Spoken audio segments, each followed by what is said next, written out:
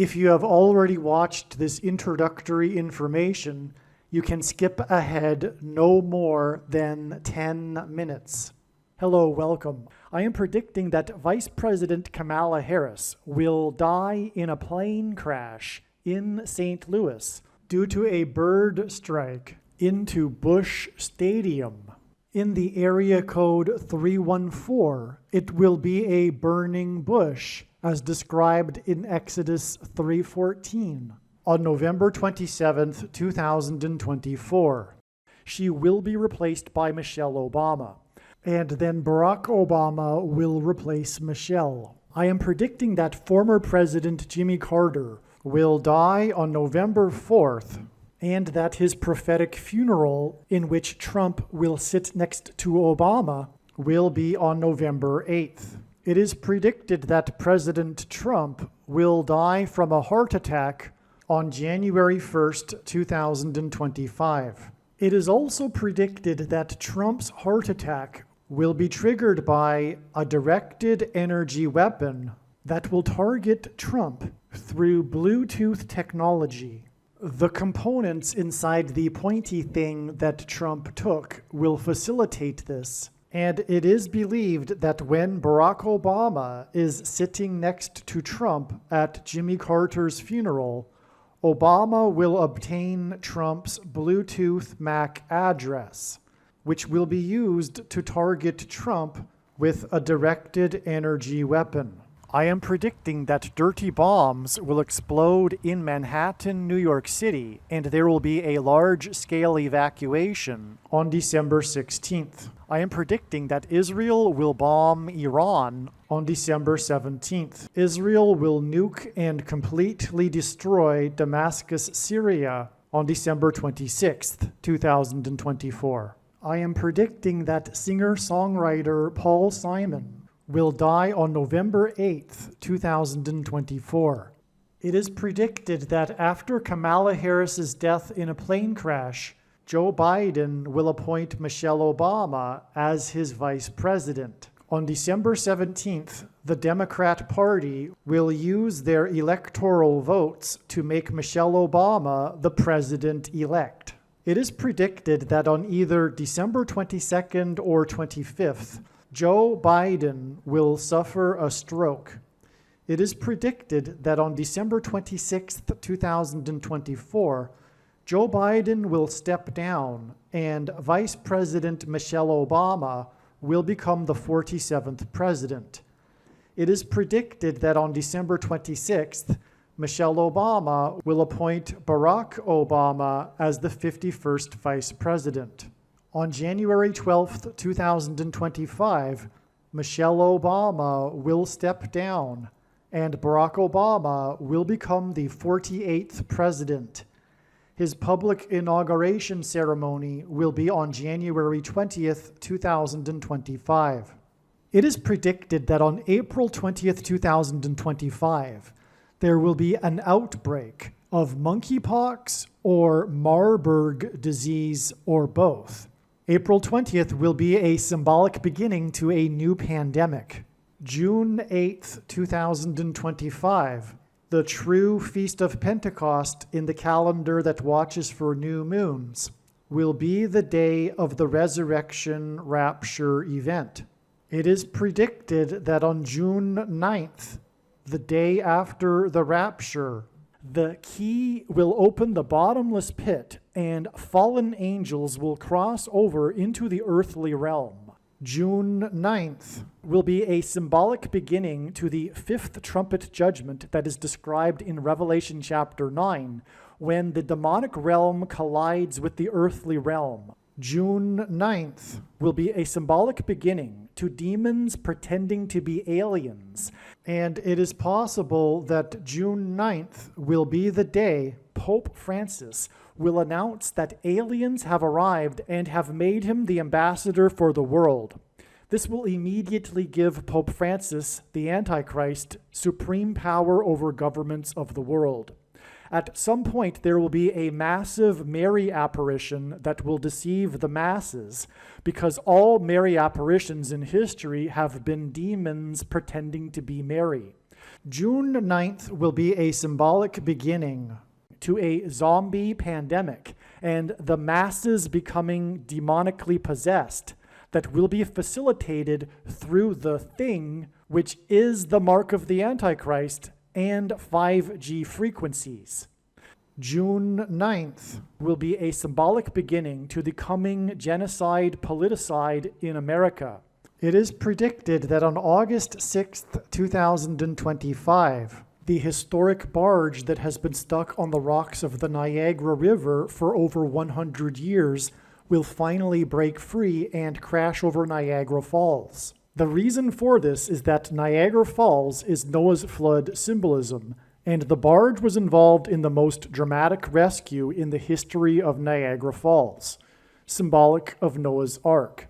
Niagara in the native language means straight, narrow way, and Niagara's Horseshoe Falls is perfectly aimed at the CN Tower in downtown Toronto, because Toronto and its tower are symbolic of the Tower of Babel. In a game of horseshoes, the object is to aim the horseshoe and throw it at the metal stick, which is why the Horseshoe Falls is perfectly aimed at the metal stick that is the CN Tower. God is communicating that as testament for those who will live in the 1,000 years of Christ's reign on earth, the geography of North America will, as a result of a massive earthquake, be divided by a body of water from the Great Lakes to the Mississippi Delta.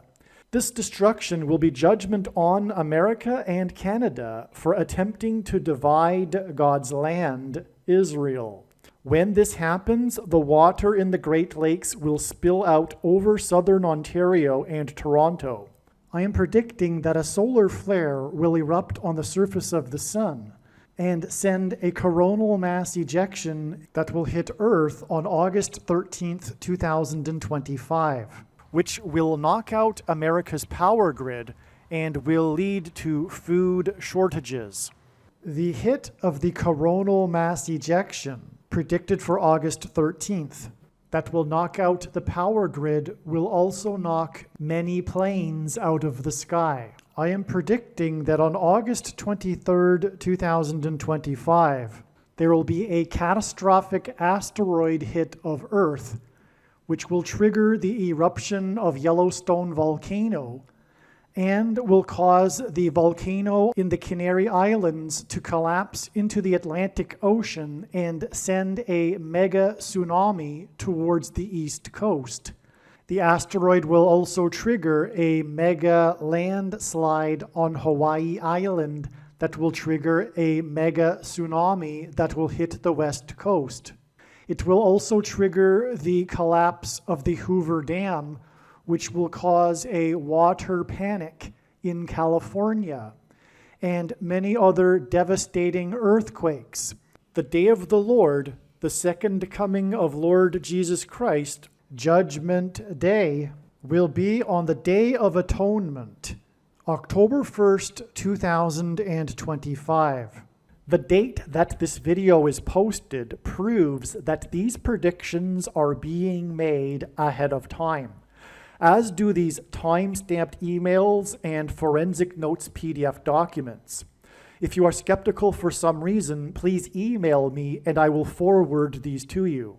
Believe me, I know far better than you how the prediction made in this video was derived, and more importantly, I know far better than you why the righteous Christian God of the Bible has given me a voice through this prediction. If you are a quote-unquote Christian or Muslim, this prediction was not learned through a demon. Be warned that blaspheming the Holy Spirit is the unforgivable sin. If you are a New Ager or New Spirituality person, this prediction was not learned through somehow tapping into the supposed universal collective consciousness. If you are a conspiracy theorist, this prediction was not learned through figuring out a supposed code that the Illuminati and Satanists are using. This prediction was learned through the Bible and through watching carefully the Lord's prophetic signs, which Jesus commanded all Christians to do. Besides proving that Jesus Christ is the Lord, the reason why God has given me a voice through this prediction is to prove that the controversial things that I am saying in the videos on this channel are the truth. Therefore, a wise person will want to watch all of the videos on this channel. What I will also do is create a video or two that summarizes some of the controversial things that the Lord will prove to be true when the prediction being made in this video comes to pass. I will leave links to these must-watch videos in the description box below this video. Again, the purpose of this prediction, that is from God, is to prove these things that I will talk about. And therefore, it would be foolish to not watch the videos that I will leave links for in the description box below this video. All right, welcome. I can't emphasize enough how extremely important and amazing this video will be. I will give you some predictions to encourage you to watch the entire video to take me up on this promise that this will be an amazing video covering so many different things. I'm predicting that Jimmy Carter will die on November 4th. I'm recording this, in fact, on November 3rd. The reason why it's such a late date for recording this, although as you can see, this email thread was originally begun on August 8th, is because I've made many other videos regarding Jimmy Carter already that are already posted prior to this date, and I've been busy with so many other things, including other predictions, such as the death of Paul Simon on November 8th, and the predicted death of Kamala Harris in a plane crash on November 27th, and many other things, including the return of Barack Obama as the president again on January 12th, and his inauguration on January 20th, 2025, after Kamala Harris's death in a plane crash. That is the purpose for why God will do this. And many other things. Okay, so let's just get started here. Believe me, this will be amazing. I'll be going through different things. So if by chance, I don't know how it could be personally, something is not so interesting for you, hang in there and keep going. Don't skip ahead or anything like that, because all of it's interconnected and necessary to understand what's coming. Yeah, just hang in there. There'll be a lot covered in this video. So prior to August 8th, as again I'm saying, this email was originally began to be composed on August 8th. Prior to August 8th, we expected either the barge to crash over Niagara Falls or a related prophetic sign, which would include Noah's flood symbolism. Okay, so on this note, it is now predicted that God is pointing to August 6th, 2025 as the date being for when the barge will crash over Niagara Falls, the historic barge, which God has been pointing to since October of 2019. It's been known since then that it is a massive prophetic sign. When it finally crashes over the falls, it will be pointing to Noah's flood and the judgment. As I have explained, it is Noah's flood symbolism. It was involved in the most dramatic rescue in the history of Niagara Falls, for example, and that is symbolism for the ark. The falls itself is the symbolism for the power of water moving over the earth. And it engenders a perennial rainbow, God's sign regarding judgment as described in the flood account. And anyway, it will be because in the account there is a warning of 7 days in order to load the ark before the flood judgment, and that's why the barge will crash over Niagara Falls on August 6th, 7 days before the predicted solar storm coronal mass ejection will hit Earth and knock out America's power grid, followed 10 days later by an asteroid that will trigger the eruption of Yellowstone volcano and mega tsunamis on each coast, and more destruction than just that. Okay, so that's the significance of this. There's more too, actually, because I'll just give you this too. If you look at where the boat, this historic barge sits, It's at the precipice of the Horseshoe Falls. And the horseshoe is directly pointing to the CN Tower, which in God's signs is symbolism for the Tower of Babel. But a game of horseshoes is played with horseshoes and a metal stick, which is what the CN Tower is, symbolic of as well. And it's pointed directly at the CN Tower. It is clearly God communicating a game of horseshoes. But the reason for this is because God is communicating that Toronto and the Midwest region will be flooded with the water, the wall of water that Niagara Falls is. Because when this earthquake comes, and I don't know if it'll be on August 23rd or later, the day of the asteroid or after that, but when it comes, it will divide the land, North America, into two. It'll be judgment and a testimony for the 1,000 years of peace for generations to come, demonstrating God's judgment on America after it attempted to divide Israel through Barack Obama and the Antichrist and the world's attempt to make Jerusalem an international city, for example, and their ongoing attempt to divide God's land. God will divide America with a body of water stretching from the Great Lakes to the Mississippi Delta. In the process, the Great Lakes waters, which is why they sit where they do, will spill out onto the Midwest, including Toronto. Okay, so on August 8th, the date 8/8, Olympic star Noah Lyles. Again, we were expecting a Noah's flood symbolism sign on the state. This Olympic star Noah Lyles tested positive for the CVD disease and finished a disappointing third place. On this same day, the three-point king, Stephen Curry, saved the game, the Olympics basketball game. The story is how he saved Team USA from a humiliating upset loss. This was symbolic of being saved in the ark in Noah's flood, this is why Noah Lyles is a swimmer in water. Okay? So that's amazing. And again, this is how God's big picture of signs, patterns, and connections works, which is only being explained on this channel. It works on the principle of second and third and multiple witnesses confirming a matter as the Bible says is required, and this is what makes what is being explained on this channel true and not a product of one's imagination, and different and unique than everything else on the internet that claims to be an analysis of God's prophetic signs. And so that's why, for example, in this case, we have the three-point king as a second witness to this disappointing third place. These were the two stories on this day, and they were Olympic stories. The CVD is relevant too because that is end times judgment. All right, and it's related to the mark of the Antichrist, furthermore. Okay. And it's the Olympics, which is symbolic of the world, which is evil, and its attempt to gang up on Israel and divide its land. Okay. So Stephen Curry, plays for the team from San Francisco, whose jersey logo is the Golden Gate Bridge. The bridge is 90 feet wide and 1.7 miles long. Steph Curry made an amazing 9 three-pointers to help his team overcome a 17-point deficit. This was the story of the game.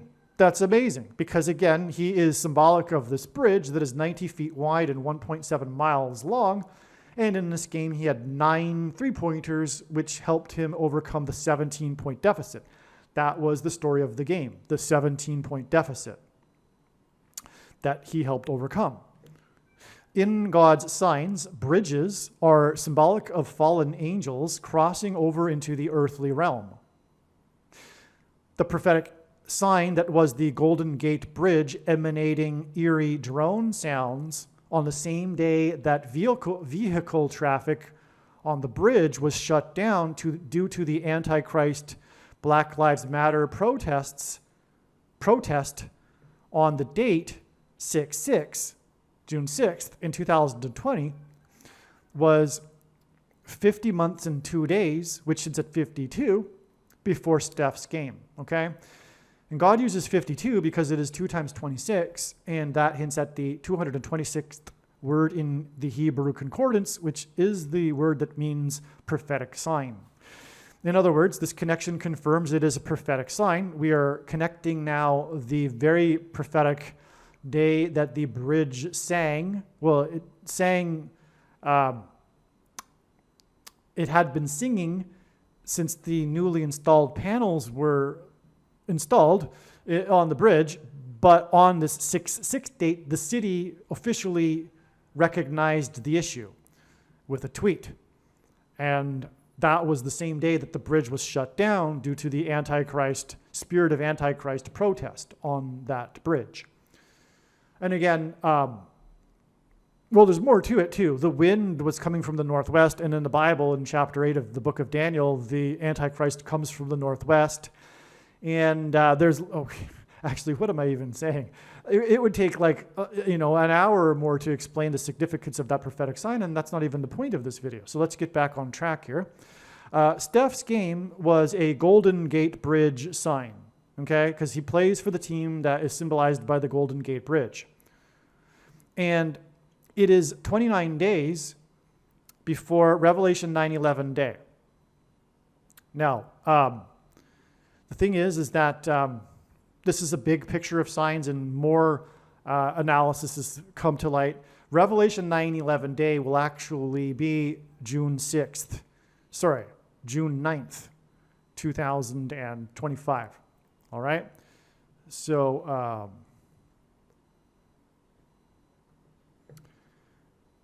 Steph Curry's 9 3-pointers that saved the team from a 17-point deficit is also a hint at the third term for the basketball president, because of course Steph Curry is playing basketball here. The basketball president who was president from 2009 until 17. That's the amazing thing about this. This is why player number 23, King James, which hints at King Abaddon, LeBron James's nickname is King James, which hints at King Abaddon, who is described in Revelation 9:11, was also a highlight in this game as he scored 17 points. Okay, so this story of this game also includes LeBron James because he scored 17 points. And again, the team overcame a 17-point deficit through the help of Curry's 9 3-pointers.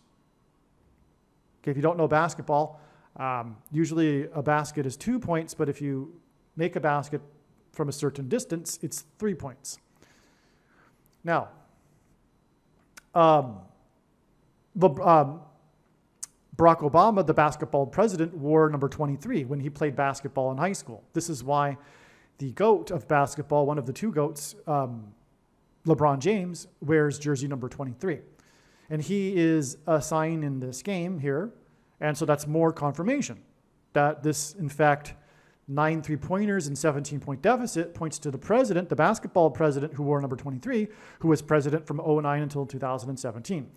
And one more thing too, Constitution Day in America is on the date 9/17.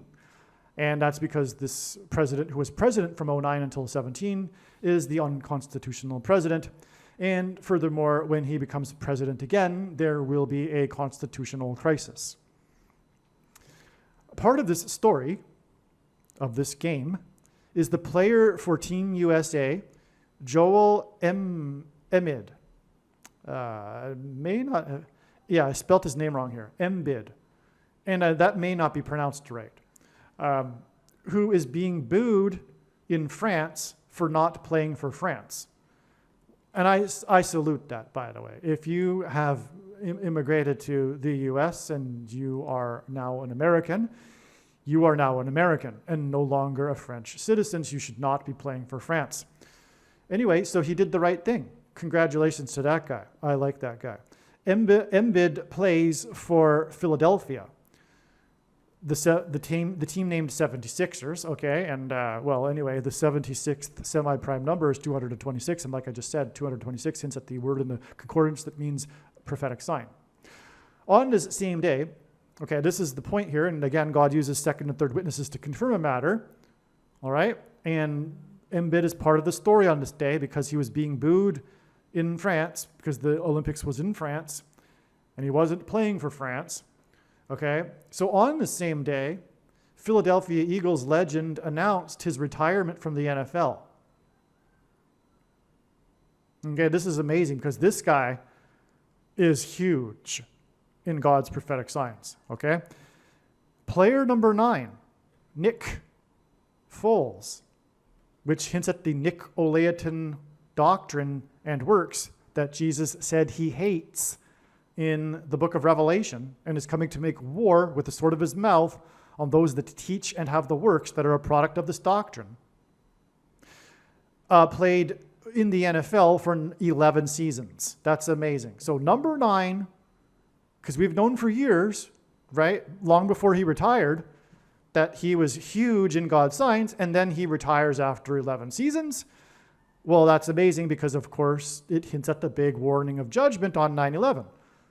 And furthermore, the number 9 is the most important number in God's big picture of signs, which is only being explained on this channel. Big picture of signs, patterns, and connections, that is. As from the Bible, it symbolizes God's judgment. Okay, now, Nick Foles, I'm pretty sure, was the very first time it was recognized God using this play on names of Nick. There's been so many since then. But this was realized when he won the Super Bowl in February of 2018. In other words, pretty close to the beginning of the final 7 years of prophetic end-time signs. And anyway, that's one reason why he's so huge, is because of his name Nick and that he plays for Philadelphia. Because Jesus said that the only church that would be spared the tribulation, in other words, raptured, out of the 7 churches, would be Philadelphia. In other words, each of these churches symbolize modern-day Christians in one way or another, and that's why he wrote these letters to these 7 churches. They weren't just for the actual churches in Asia Minor, of course, everyone knows that, because it is Bible prophecy.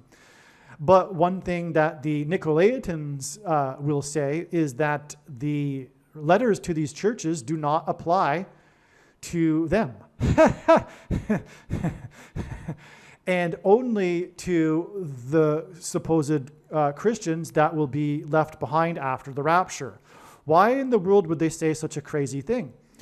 That is because of their Nicolaitan doctrine that Jesus said he hates and is coming to make war on. In these letters to the churches, he said this.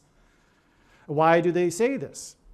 The same reason why Martin Luther, yes, that Martin Luther, the Protestant reformer, wanted to remove the book of Revelation from the Bible, along with other books such as Hebrews and the book of James, because these books don't agree with their and Luther's heresy that is rooted in Gnosticism. Why do I say Gnosticism? Well, Luther was an Augustinian monk. Calvin titled his writings Systematic Augustinianism. The Bible isn't meant to be studied systematically like modern-day evangelicals do, when they isolate certain passages and ignore others that contradict these passages in order to prove their Gnostic heretical doctrine, which is rooted in Augustinianism. The Protestant Reformation was, in fact, a revivification of Augustinianism. Augustine's writings in the early part were fair enough, but in his latter writings, he corrupted the Western Church. In his latter writings, he brought in his Gnosticism. Augustine was an official auditor in the Manichaean sect of Gnosticism for 9 years before he joined the Catholic Church. And so eventually, he corrupted it with Gnosticism.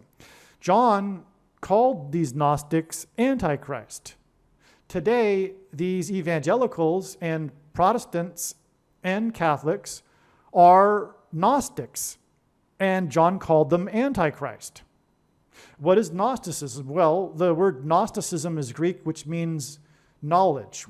Essentially, Gnostics believed that they were saved through having the correct knowledge. That's exactly what the modern evangelical believes. They are saved through having intellectually believing the precise, correct doctrine. Right?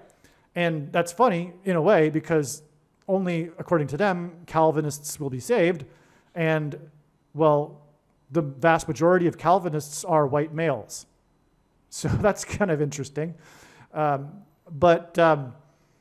Anyway, that's what they believe. They believe that one is saved through believing the correct thing. And that's why they squirm in their seats when they hear someone like myself talk, because it threatens their salvation, which is why it is wicked deception from Satan. It's set up beautifully by Satan for this reason. They have a phobia, for example, on hearing anything like this and doing any works, because they believe that even thinking that they need to do some works will cause them to lose their salvation. It's wicked deception. It's similar to Jehovah's Witnesses. The deception that's wicked from Satan for them is that they believe doing anything, participating in society, fighting the unrighteousness in society, voting, for example, which is extremely important, doing things like that, and to better the society and to fight for freedom, etc., is actually taking the mark of the beast. How about that? What a beautiful way for Satan to neutralize these quote-unquote supposed Christians. Which is why Jesus said to Christians that those that lose their saltiness, like Jehovah's Witnesses and these evangelicals and Catholics, are then no longer good for anything except to be trampled under the feet of men, which is why the end times are now. So Jesus hates the Nicolaitan doctrine. And believe me, God has precisely identified what the Nicolaitan doctrine is. It is the doctrine, for example, of Anne Hutchinson. God has used Anne Hutchinson in his signs, just for example. And what's her doctrine? Well, who is she? She was the person that led the antinomianism movement in the spiritual founding of America, the Massachusetts Bay Colony, and nearly destroyed it. Afterwards, after this movement was quelled, she was banned, went to Rhode Island, and was murdered by Native Indians. But okay, so antinomianism, also known as it's known as this period in the history in the Massachusetts Bay Colony in the early years is known as the antinomianism controversy, otherwise known as the free grace controversy. Free grace is another name for what other people might call cheap grace or whatever. And its twin is Calvinism or sovereign grace. Okay? Or also monergism as opposed to synergism, which is true.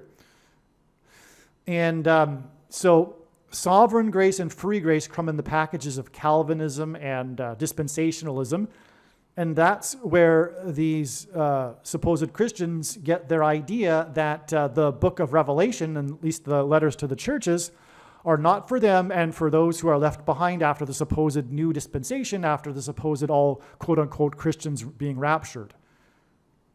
When Jesus said that only one of the 7 churches would be raptured, for example, the Church of Philadelphia, bringing us back to Nick Foles. Now, the word Nicolaitan means in Greek ruling over the laity. Okay, and that's because Jesus said that he mentions the Nicolaitans twice in these letters to the churches. He mentions them twice and says he hates them or their teachings and works and is coming to make war with the sword of his mouth on this. And today we are told by the supposed pastors that and supposed leaders that the meaning of what Jesus was talking about is obscure and not possible to know. Do you really think that this important thing that Jesus mentioned twice, that he would leave this to some obscurity and it not be clear as to what he's talking about, Jesus. That makes no sense. The reason why it's obscure for them is because it's them he is talking about. And so they can't see that. And so they're looking for some answer into history of a supposed group of Nicolaitans to explain what Jesus is talking about. Furthermore, that's an indicator of not really truly believing. To believe that Jesus was talking about something obscure in history, that we need to go back and be certain about who exactly were these Nicolaitans. And if we can't find them, well, Jesus must have made a mistake there in talking about this, because we don't know who they are. Do you really believe that's the reality of the matter here? Or is it more likely that Jesus knew fully what he was saying? Of course he did. This is extremely important because he mentioned it twice and said he hates it and is coming to make war on it. And it's for our time right now. And we're not to be able to understand what he's talking about, at least clearly? Well, the answer is that, of course, it's clear and very obvious, like it should be. And that's because what the word Nicolaitan means is ruling over the laity. That's the compound word here, Nicolaitan. Well, who are the Nicolaitans? Well, the first warning that Jesus gave to the disciples in the Olivet Discourse regarding the end is regarding, well, not just the end, but the period after he would leave as well, is this warning that many would come claiming to be Christ and would lead many people astray. Okay? And Jesus also forbid leaders, teachers. He forbid this.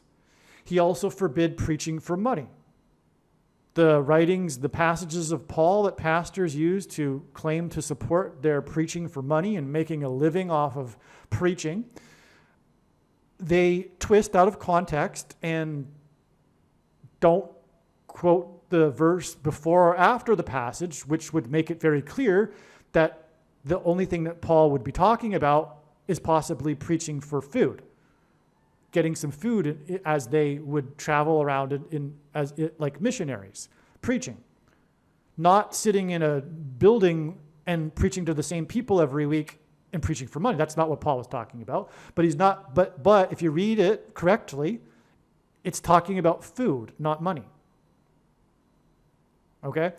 And there's good reason why Jesus forbid preaching for money. It's because he knew it would lead to the institutionalization of these errors, such as Catholicism, Jehovah's Witness, and the Calvinism in Protestant culture. And that's through leaders, teachers, which Jesus forbid also, calling anyone a teacher. I cringe when someone is calling themselves a doctor online or something to give them some sort of prestige and reason for people to listen to that person. Jesus strictly forbid this. There's only one shepherd, one teacher, as he said, him.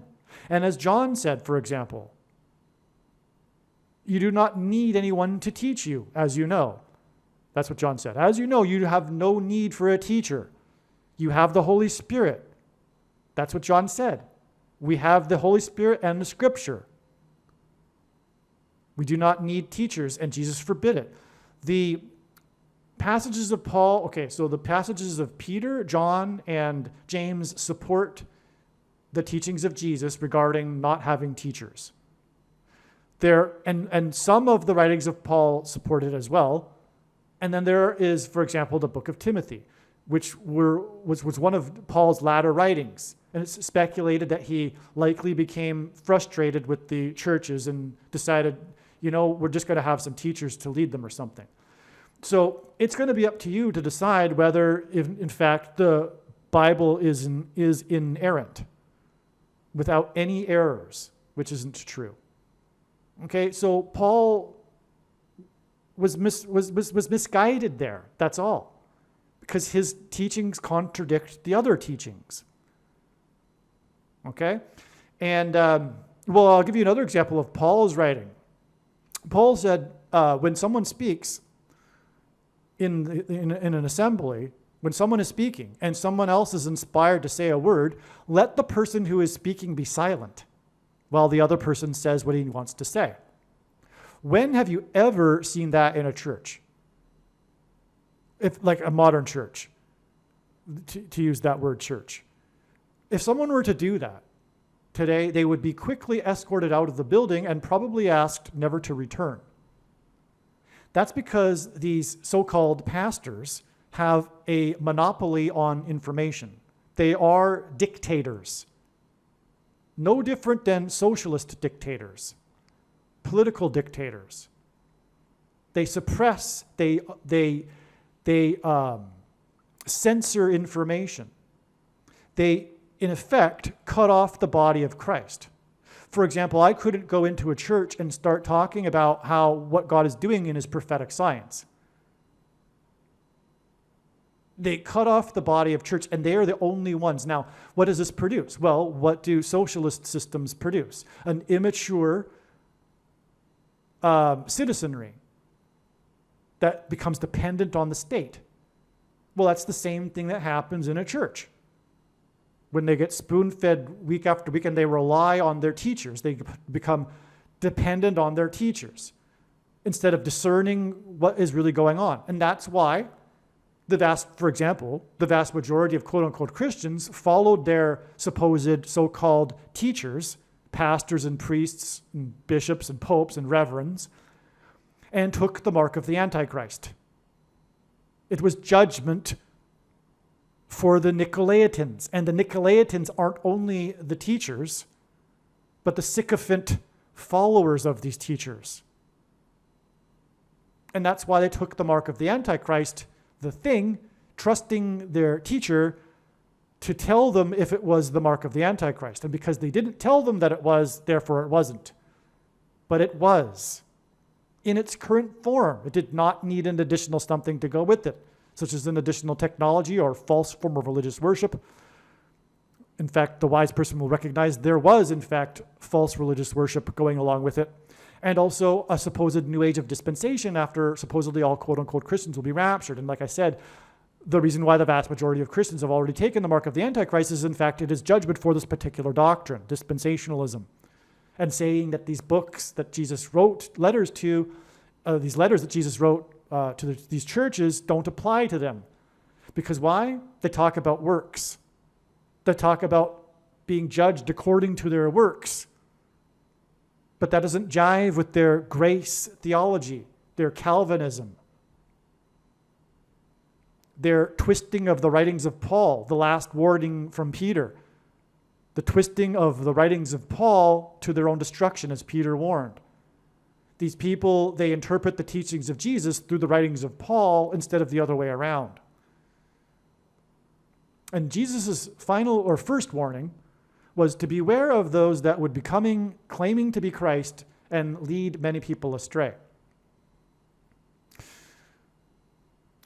Well, the word Christ is Greek for Messiah in Hebrew, which means anointed one. And there are other instances of anointed one in the Bible that don't refer to Lord Jesus Christ. That's all Christ means. It doesn't mean Lord Jesus Christ. So Jesus is saying, beware of the anointed ones, or the ones claiming to be an anointed one. They will lead many people astray, which is why Jesus forbid this, because the monetization of the church would institutionalize these errors through these leaders. And when have you ever heard of a person coming or claiming to be Lord Jesus Christ at any point in history and leading many people astray? It hasn't happened, and it's not going to happen.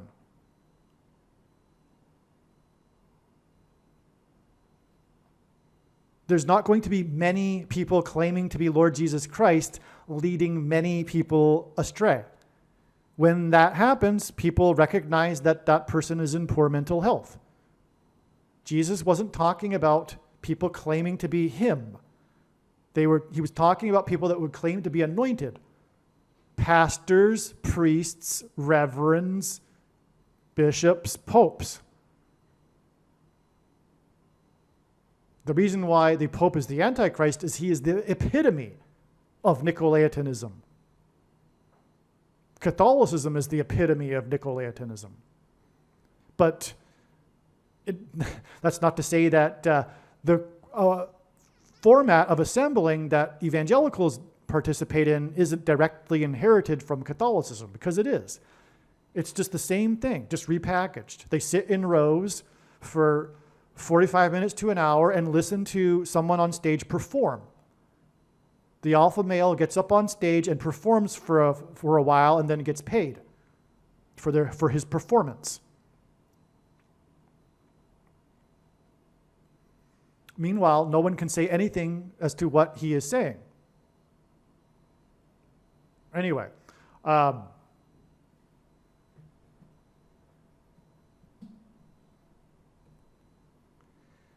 now, there will be most people will say, I just love Jesus. I don't need to think about this doctrine sort of stuff. Well, first of all, our love of God is deepened with further knowledge of God. But also, the bottom line then, if that's the case, is the trick that Jesus, or rather Satan, is pulling here is this lack of fear of God. And God is searching for those who fear him. Read the Bible. There are two aspects to salvation. God deemed Abraham righteous after he believed. But then Abraham demonstrated his faith through his actions. Believing is a doing. It's not an intellectual agreement with a precise doctrine, like the Gnostic Calvinists, evangelicals believe. That's why Abraham was called to demonstrate his faith through trusting the Lord with his command to sacrifice his only son Isaac. And then when he was about to, the Lord came to him and said, "Stop, do not harm the boy, for now I know that you fear me." Because, in other words, God didn't know prior to that. And that's another heresy error from Calvinism, is predestination, which is that God knows everything ahead of time. Well, if that's the case, then he knows who's going to hell and who isn't. And that's not my God. That's Satan. Condemning people before they were born to go to hell. That's Satan. But there are many Christians that actually believe that. And anyway, God knows all possibilities, but he gave us free will, which is why we are created in the image of God, and we have a choice. And if he knew our choices ahead of time, we wouldn't have free will.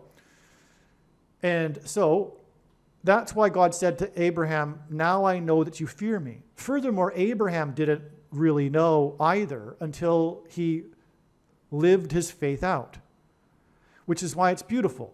One must live and act their faith out to actualize their faith and salvation.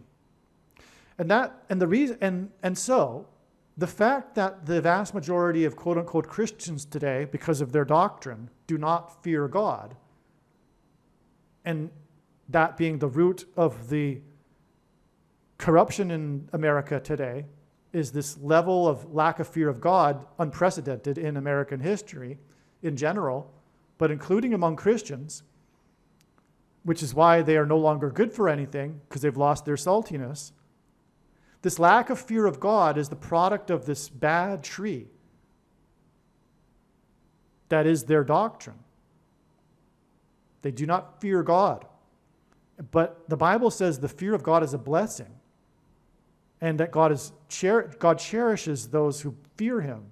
and is searching for those who fear him. And it's necessary to fear God.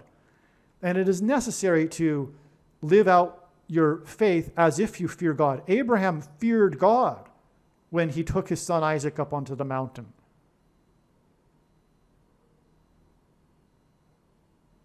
And because there is this lack of fear today, this is why the end times are happening now.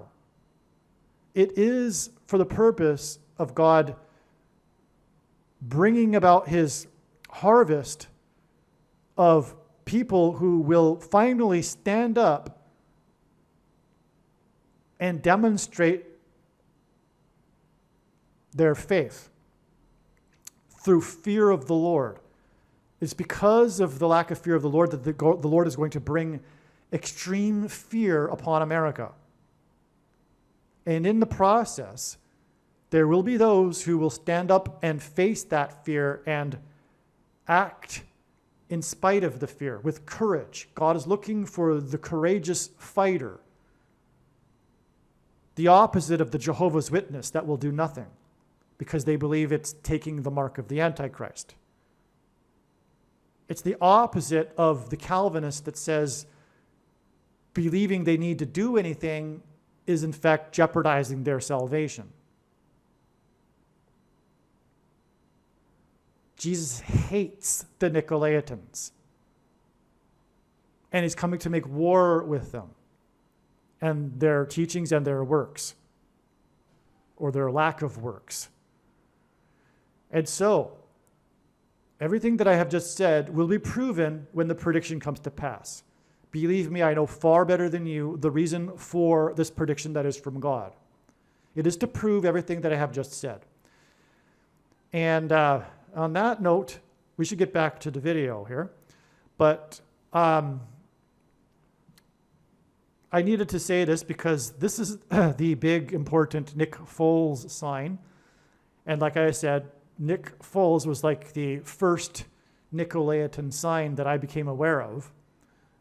It wasn't the first one, actually. The kneeling of Colin Kaepernick actually came before this.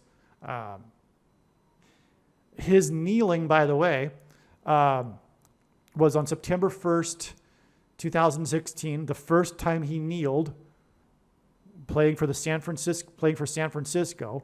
And that hints at the Antichrist, Pope Francis. And that was exactly 45 months before the climax, if you will, of the 45th president's presidency. When he didn't pardon, that's a lie from the media. When the protest was pardoned for him by God on Lafayette Street, and he crossed the street from the White House and stood in front of the church that had burned the night before on Pentecost, and fire symbolizes Pentecost, and held up the Bible upside down to symbolize America's upside down doctrine that I have just explained. That was exactly 45 months after Colin Kaepernick, as a Nicolaitan doctrine of the church, which is why Trump is holding up a Bible in front of the church. God was communicating to the church on this Pentecost that it is not in good standing. God is extremely displeased with the American church. And that's not the other churches. It is the American evangelical church. It is those who are listening to this video. For the large part. Of course, there'll be many people hopefully listening to this video other than just evangelicals. But what I mean to communicate here is that God is very, very displeased with the American church. It is not in good standing, just like he said in the final letter of the 7 churches to the church of Laodicea, that thinks that it is in need of nothing, like the evangelicals do because of their doctrine of grace. I'm just a sinner saved by grace, as the bumper sticker would say. And they, like the Laodiceans, believe they are in need of nothing, but yet they do not recognize that they are poor, blind, pitiable, and naked, and that because they are lukewarm, Jesus wants to vomit them out of his mouth. For example, the referendum was shoplifted in 2020 because of the American church. The American church is guilty. They are on the hook for this. And everything else. Had the church stood up, had Christians, quote unquote Christians, stood up, this evil wouldn't have been allowed to march as it has. Same thing, by the way, happened in Germany, as Eric Metaxas has been constantly talking about. With the Nazis, had the Christians stood up, there wouldn't have been the Nazi movement. But anyway, so So it actually began with Colin Kaepernick, who, by the way, is also a football player. And we were talking about Nick Foles, this star quarterback, former quarterback for the Philadelphia Eagles, who won the highest ever scoring Super Bowl in history, the Super Bowl in 2018.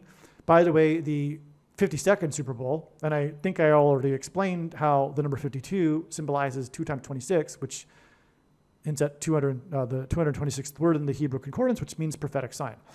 Okay, so anyway, also Nick Foles is number 9. Now, he just retired on this 8-8 date. We were looking at this 8-8 date ahead of time to be very important, and this was the big sign. I'm just getting started. Trust me, there's way more here. But anyway, so he retired, and it was after 11 seasons. Number 9 retired after 11 seasons, which completely confirms everything that I have just said about the significance of Nick Foles. If it's not to confirm what I have just said, what is it to confirm? Or is it just a coincidence that, number 9 retired after 11 years, and he plays for Philadelphia, let's move on. And he won the highest scoring Super Bowl of all time against, by the way, the team that is the most significant in God's signs, the New England Patriots, because it symbolizes the spiritual founding of America. The Patriots symbolize America.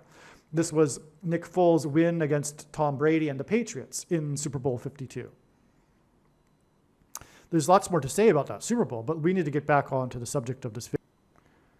Okay, so let's see. Player number 9 was selected 88th in his draft. He signed a prophetic $88 million contract and is known for the most famous trick play in Super Bowl history, a pass from running back number 88 to the quarterback number 9.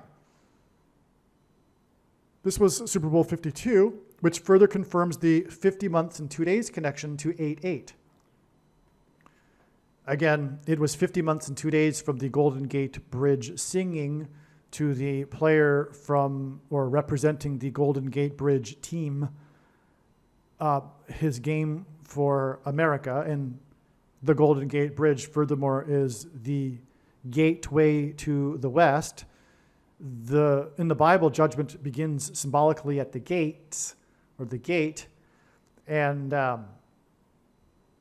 there's more to the bridge, as I just mentioned. The bridge. Okay, so I explained it already. So that's anyway amazing here. Now, again, this date 8-8, August 8th, was known ahead of time, and we had the retirement of number 9 after 11 years, but he was selected 88th in his draft and signed the prophetic $88 million contract. That was a prophetic sign when it happened, and I could go on about that. And also, the most famous trick play in Super Bowl history was involving him and number 88. Okay? Now, the 88th selected draftee announced his retirement on the date 8-8, 88 days after the date 512. 512 is 8 times 8 times 8. Okay?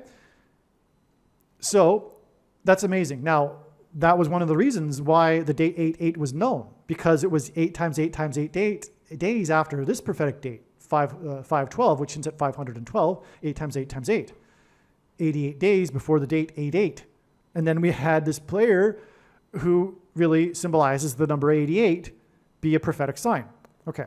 Now on 5/12, we received the Niagara Barge Noah's flood sign that was expected in advance. So this date also was known in advance, and it was also known to be a Niagara Barge Noah's flood date. And that sign that we expected in advance of the date was the Israeli singer's song in Eurovision named Hurricane. If you recall, there was the big controversy, the protests, because this Israeli singer was in the contest. And so it was the big news story of this Eurovision singing competition. And the big sign on the date 5/12 was the climax of that competition. And her song, she sung on that, in that climax, and her song is named Hurricane, which is Noah's flood symbolism. The 8th prime number is 19. Okay, also, the date 8/8 seems to hint at the Olympics logo of the rings, hence the Olympics signs on this date. So this was like the date for Olympics signs. This and also the final day of the final basketball game for the Team USA, and also the opening ceremony date, which was July 26th. So this was like the day for the Olympic signs, okay? And the date 8/8, if you think about it, kind of hints at the Olympics logo with its rings, right? Hence the Olympics signs on this date. Also, this Steph Curry sign was 1 + 1 years, 1 month and 23 days, which hints at 1123, which is the 188th prime number, and the 188th word in Strong's Hebrew Concordance is the word that means woe, !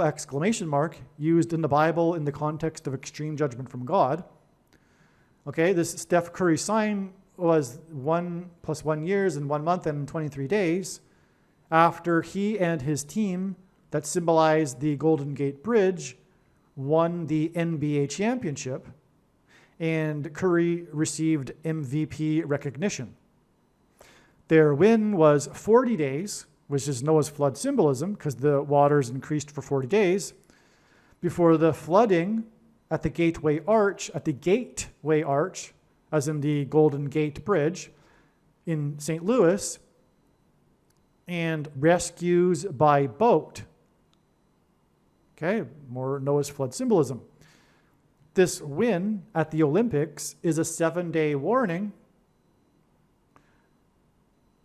Okay, this is actually true, but August 15th, this win at the Olympics is a 7-day warning before Harris's predicted crash in St. Louis near the Gateway Arch. Okay, she's predicted to crash on November 27th.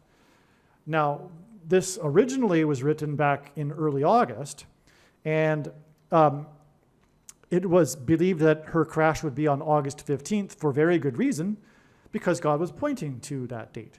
And as you know already from watching this video and from watching other videos on this channel, the way it works is that God develops a big picture of signs through steps in the trail of signs leading to the particular event. In this case, Kamala Harris's plane crash. And it is through steps and interconnected signs that God is able to tell stories, like what I'm explaining.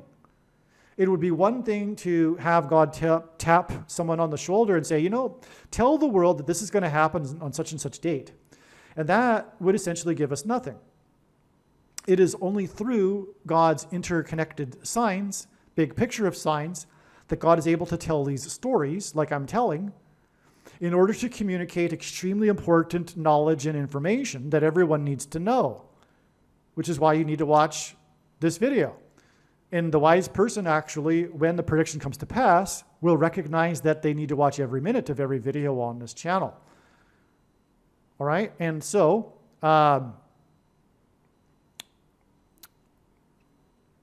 anyway, August 15th, long story. It was a huge day. It was so amazing. But I'll tell you a couple signs to confirm just a little bit, just a tiny little taste of what as the words of Jonathan Cahn, because he deals with the same thing that I deal with. There's just so much information, and you can't do it all in these interviews that he gives. So he says, "Oh, just to give you a little taste, just a little taste." And so anyway, just to give you a little taste, there was the prophetic sign in St. Louis on that day. There was the emergency evacuation of the concert given by Green Day. And that was exactly 444 days after the canals in Venice mysteriously turned green, and on and on. Okay, and actually that connects with, I think it's 226% of a year to the green pass in Israel, which regards the CVD and the mark of the Antichrist. That's because the green horse in the book of Revelation is the horse associated with plague. Well, anyway, but it was an emergency evacuation due to lightning, which, by the way, the name Barak means lightning in Hebrew. And also on that day was the sign of the story involving the arrests of the people that were supplying the pointy things, as in Mark of the Antichrist, to Matthew Perry.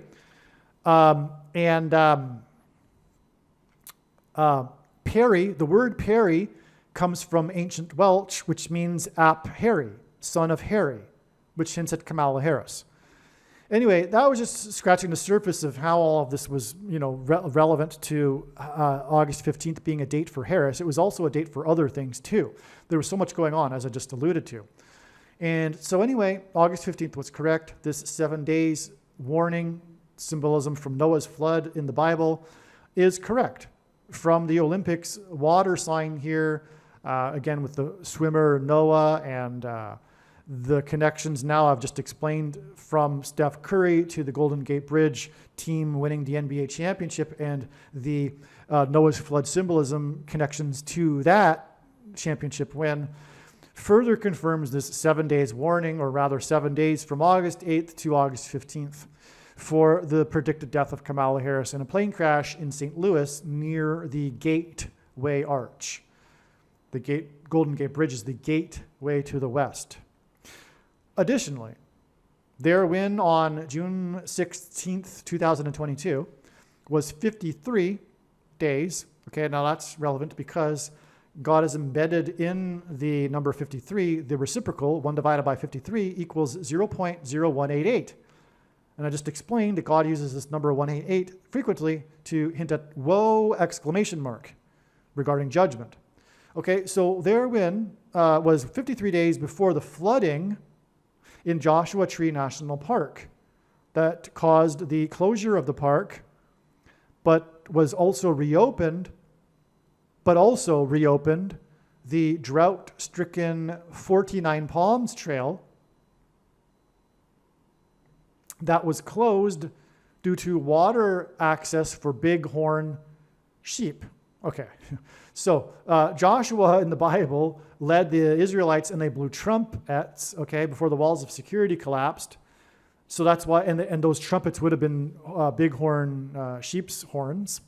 And Joshua Tree Park is near Los Angeles, which God uses for fallen angels symbolism, where the 49th vice president is from. And that's why the closure of the 49 Palms Trail on June 1st, 2022 was a prophetic sign pointing to all of this, okay? And it was a trail which hints at the march that the Israelites did around the walls of Jericho, all right? And this flooding in Joshua Tree National Park was on the same day that trumpets Mar-a-Lago, which is symbolic of water, right?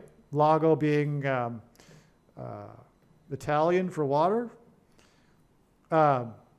His estate's walls of security were breached by the FBI.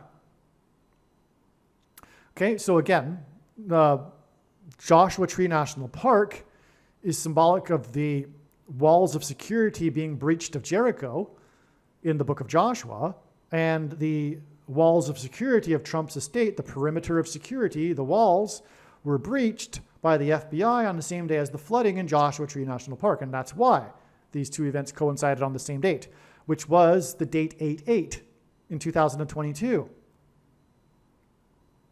Right? This was exactly 2 years before this 8/8 date in 2024.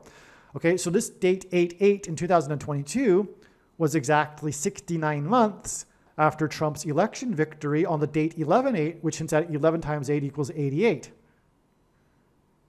And it was exactly 8 plus 8 plus 8 months before Noah Lyle's swimming water and Steph Curry's Golden Gate Bridge over water signs on 8/8. Yes, that's another thing. The Golden Gate Bridge is a bridge over water, right?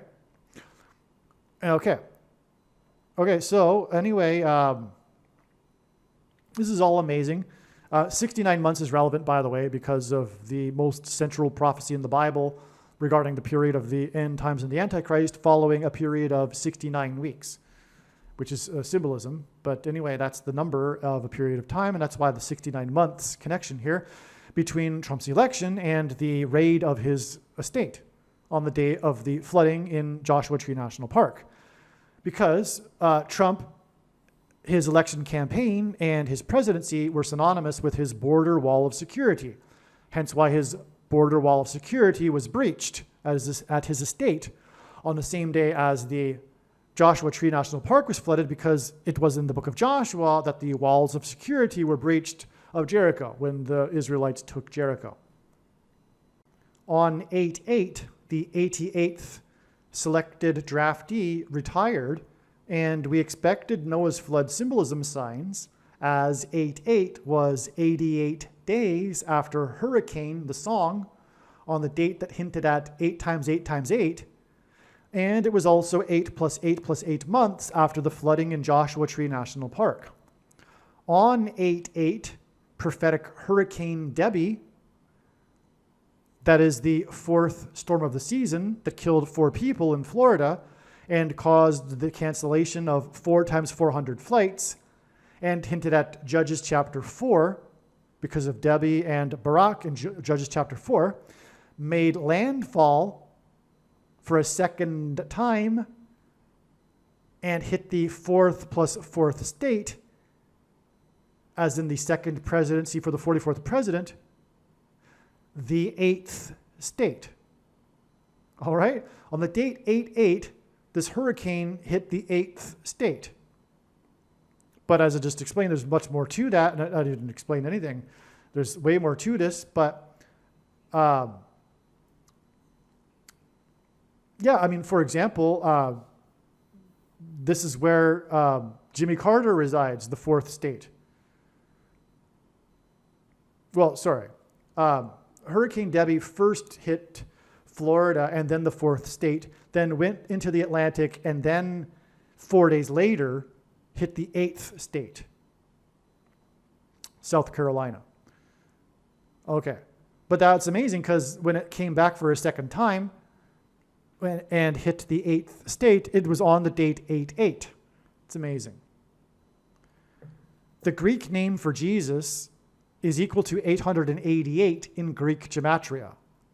This is why the hurricane hit the 8th state on the date 8/8, 88 days after the Israeli singer sang Hurricane on the date 8 times 8 times 8, 512. This is why the 88th selected draftee for Philadelphia, whose name Nick points to the Nicolaitan doctrine of the American Church of Laodicea, retired. Okay. Nick Foles, number 9, and let's see. The signs involving Noah's flood symbolism at the Olympics on the date 8/8 occurred on day 13 of the Olympics. This is because Methuselah, whom God is using as symbolism for Jimmy Carter in his big picture of signs, will die on the date 8/13. Now, this was a step in the trail. I've explained it in the other Jimmy Carter videos, so I won't explain it here. Okay, but it was a step along the trail. The analysis, or rather the signs received on this date, confirmed the analysis for sure. Okay, and anyway, 8/8, the date, was the 50th anniversary of the resignation of Richard Nixon due to Watergate. Amazing, right? Because again, we had the water signs, the Golden Gate Bridge player, and Noah Lyles in his swimming thing. Okay, and this was the anniversary of Watergate. This was hinted at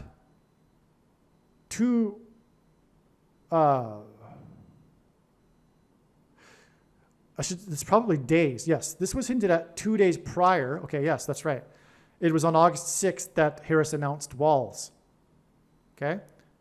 Now, so this was hinted at 2 days prior when Harris announced Walls as her running mate, on the same day that the family of one of those who lost his life on the Ocean Gate submersible submarine filed a lawsuit for $50 million against Ocean Gate Expeditions in King County in the 42nd state, Washington, over misleading information about the carbon fiber walls of the sub. The Ocean Gate lawsuit was filed 1 year, 1 month, and 19 days after the Titan sub crashed, and also 9 days before Harris's predicted crash on a flight from Washington, D.C. in the 24th state. Carter was born in 24 and will die in 24, and G2424 in the Greek concordance is the word Jesus, and again, Jesus is equivalent to 888. All right, so what I was doing here was I was pointing back to August 6th. And that's why from August 6th, it is 9 days to August 15th. And I just explained the significance of August 15th and how the signs confirmed the analysis and how it was a step in the trail of signs leading to Harris's predicted plane crash in St. Louis ultimately on November 27th. Okay? So that's why that 9 days, no need to be confused there. Now, 1 year, 1 month, and 19 days, that's a pattern that God does to hint at 9/11 involving plane crashes, right? Now, that's the interesting thing about this is that the sign here involving Ocean Gate connected with this 9/11 symbolism to the day that the Ocean Gate Titan sub crashed, which is also a hint at Kamala Harris's crash. And it coincided with the anniversary of Watergate. Okay, and she announced walls because walls hints at the walls of security that collapsed in God's judgment. It is no coincidence that Harris and the Democrat Party have broken down the walls of the border in order to allow 30 million illegals into the nation, in order to ensure that there never ever is again a Republican Congress or president. That's their goal, because they're conducting a Marxist coup as we speak. But that's why she chose prophetically a guy whose name is Walls. It's God communicating the walls of security of America collapsing in his judgment. That's why trumpets were blown before the walls of security collapsed on Jericho in the book of Joshua. Okay, now, all right, I think that's enough here. Well, the 50th anniversary of Richard Nixon and Watergate is why the $50 million lawsuit against Ocean Gate. That's a parallel. Again, that's a second witness, and I said or explained that that's how it works. God uses second witnesses to confirm a matter. Okay? All right, let's move on. Richard Nixon was the 37th president. This hints at 3 sets of 7 equals judgment destruction, right? The Israelites enacted a symbolic 3 sets of 7 before the walls of security collapsed in God's judgment. There are also 3 sets of 7 in the account of the flood. Judgment. The flood judgment. Okay? Nixon resigned due to Watergate, which hints at judgment. Because again, in the Bible, the judgment begins at the gate, and the flood judgment was a judgment and destruction through water. On 8/8, the 88th selected draftee for Philadelphia, whose number is 9, which means judgment, announced his retirement. 8/8 was 8 plus 8 plus 8 months after flooding in Joshua, as in 3 sets of 7 in the Bible, Tree National Park on 8/8 in 2022, on the same day that the walls of security of Trump's Mar-a-Lago, as in water, flood, estate, were breached. This was 53 days after Steph Curry and the Golden Gate Bridge team won their championship, and on 8/8 in 2024 was the Steph Curry sign. 8/8 in 2024 was the day that Hurricane Debbie hit the U.S. a second time in the 8th state, making this an 888 equals Jesus sign. 8/8 was 88 days after the death of the wife of the maker of Apocalypse Now, Eleanor Coppola. Okay, this is a typo. She didn't die on May 12th, the day of the hurricane, Israeli singer song named Hurricane. She died on April 12th, not May 12th. Okay.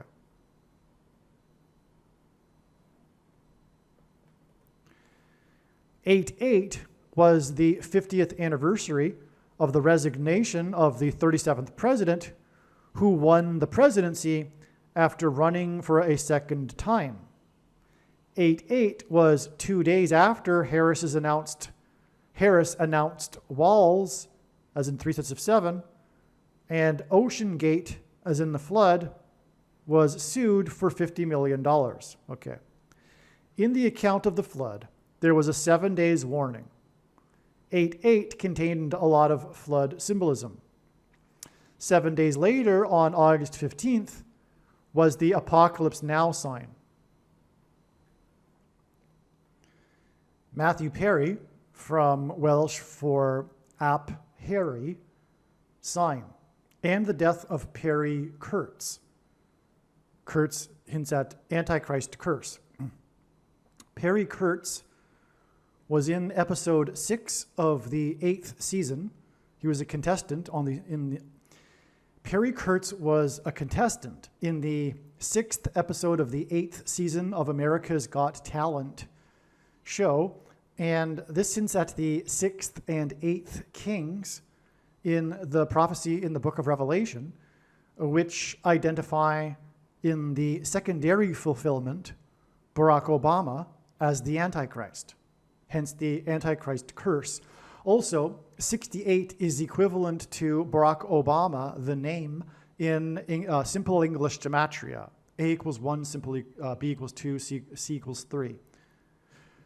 Okay, Kurtz's death in a hit and run near the location of Matthew Perry's death and the Perry-related arrests of the ketamine queen, hit and run, if you will. That's essentially what it was, is these people supplying Matthew Perry with his pointy things for his drug that he was taking, ketamine, were essentially operating a hit and run, pointed to Kurtz's win in a contest in 77, which began his career. So the majority of the news articles that talked about Perry Kurtz's death mentioned how he had his start of his career in comedy with a win in his hometown where he impersonated Jerry Lewis, which hints at Kamala Harris's predicted plane crash in St. Louis, a hit and run, if you will. Okay, and he, as Jerry Lewis, sang the Beatles song Eleanor Rigby. Okay, this is so amazing. Now, let me explain. So, if you don't know the song, first of all, Eleanor Rigby, that's the song that goes, look at all the lonely people, right? And that's, the name of the song is Eleanor Rigby. And that's actually appropriate here, given this connection to this end times judgment sign here. So, Perry Kurtz sang this song. Now, the thing is, this date we are talking about, August 15th, was known to be a very significant date since 2017. because of the alignment in the night sky. All right. But also, since March of this year, it has been known that one major reason why God was pointing to this date was that it would be the 45th anniversary of the release of the movie Apocalypse Now, which cost $45 million to make. Okay, long story. It's explained in other videos. Like, there's more to this 45th anniversary and the significance of this. And that's one clue that God was using to identify the date that Jimmy Carter is predicted to die on the 45th anniversary of the beginning of the 444-day Iran hostage crisis, which coincided with the final 444 days of Jimmy Carter's presidency. This is a hint at Barack Obama, the president, the 44th president and Antichrist. Now, Perry Kurtz, it's amazing here too. There's one thing I left out of this paragraph. I'm just looking at the next paragraph to see if I get into it. I probably do. But maybe not. Okay. Yes, I do get into it later. But let's just get into it now anyway. Okay, so obviously the big thing here is God is using the movie Apocalypse Now to communicate the beginning of the apocalypse now, right? And that's also, again, the reason for the timing of Jimmy Carter's death, because he is symbolism in God's signs for Methuselah, or vice versa. And Methuselah died at the time of the flood judgment, like the day it began. And the name Methuselah in the Bible, this name in the Bible, Methuselah, means when he dies, destruction. In other words, when Jimmy Carter will die, it will be the beginning of destruction. That's the symbolic meaning of the timing of Jimmy Carter's death. That's why it's also tied to this movie Apocalypse Now, which was released during the Carter presidency. But Perry Kurtz had his career begin in 77, just like the presidency of Carter began in 77. And the movie Apocalypse Now, the plot is about this renegade general named Kurtz, Colonel Kurtz, who leads a band of defectors and local tribesmen in their own separate battle with the Viet Cong. Okay, that's essentially the plot of the movie there. And but the main villain, if you will, this colonel that's gone renegade, I guess is the word. His name is Colonel Kurtz. That's why it's astounding we have this Kurtz sign on this day. But again, God's big picture of signs, patterns, and connections, which is only being explained on this channel, works on the principle of second and third and multiple witnesses confirming a matter, as the Bible says is required. And that's why this Perry Kurtz sign occurred on the same day as this Matthew Perry sign. But we have another confirmation for the Matthew Perry sign and the Kurtz sign, which is that this was the day in the news that Martin Sheen, the star actor from the movie Apocalypse Now, was in the news on this day that was expected months in advance because of Apocalypse Now, the anniversary of it. He was in the news on this day for shaking hands with the president on the White House lawn for everyone to see. That's why it was news. The reason why that was a news story also is because of the irony, given that Martin Sheen played the president in the TV show The West Wing. For many years, he played President Bartlett on The West Wing. So the actor who played the president shook hands with the president for the world to see. The thing is, his name in the show of The West Wing is President Bartlett, and Bartlett pears are the most commonly sold type of pear in America, and that's why it coincides with Matthew Perry and Perry Kurtz. But not only that, there's, again, the witnesses, the second and third witnesses go off into infinity, literally. And Matthew Perry died just after playing pickleball. This is a separate play that God is doing to point to the coming rationing of food. I mentioned a minute ago or earlier that this was the day of the Green Day sign, and the green horse in the book of Revelation regards the famine and the plagues. So the two come together because of what is coming, the rationing of food to only the good citizens who have taken the mark of the Antichrist, which is a solution to the plague, the CVD disease, for example. Okay, so that's amazing that we expected this date in advance and we got exactly what we were expecting, these apocalypse now signs. But more than that, there's even more, because Martin Sheen shook hands with the president. Well, Eleanor Coppola, the wife of Francis Coppola, who directed and made the movie Apocalypse Now, produced the award-winning documentary about the making of Apocalypse Now, Eleanor Coppola, and that's why we had this Eleanor Rigby sign. The name of her documentary is Hearts of Darkness, A Filmmaker's Apocalypse, because the film is known for its troubles during the production, which were largely caused by a hurricane. And this was 7 days after the hurricane hit the 8th state on the date 8/8. Well, okay. So, long story, there's more. What I mean is there's more to explain regarding the connection to Eleanor Coppola and her role in God identifying the timing of the beginning of the apocalypse. But that's what's meant with the song that Perry Kurtz sang to begin his career in 1977, Eleanor Rigby. Okay, so in the documentary, though, the actor Martin Sheen, the documentary shows how during a film session with Martin Sheen, he accidentally cut his hand. He was acting in his hotel room, because the plot is how he has been trapped in his hotel room going stir crazy, waiting for for the go-ahead instructions or whatever. And in the process, of portraying someone who's going stir crazy, he punches the mirror, the stand-up mirror in the room, and accidentally cut his hand for real. And there was real blood. And rather than stopping, he went with it. He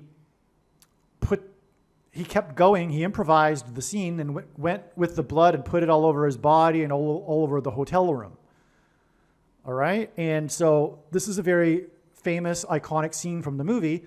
And that's one reason why, is because it wasn't intentional that he cut his hand that badly and had all of this blood. Okay? So that's quite amazing, because that's about his hand, right? And the story on August 15th was how he shook his hand with the president. And it wasn't just any president, it's the predecessor, old pal of the Antichrist, who will enforce the mark of the Antichrist, which corrupts a person's blood. That's why the connection to the bloody hand.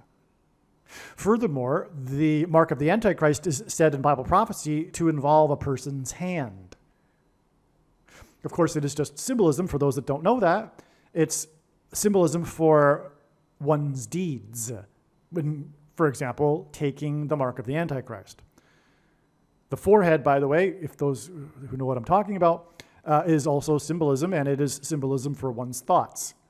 We know this because of the Old Testament. In the book of Deuteronomy, the forehead and the hand are symbolism for one's thoughts and deeds. Why would it be any different in the New Testament, in the book of Revelation? So, anyway, that's why it's amazing that we had this hand sign involving Martin Sheen.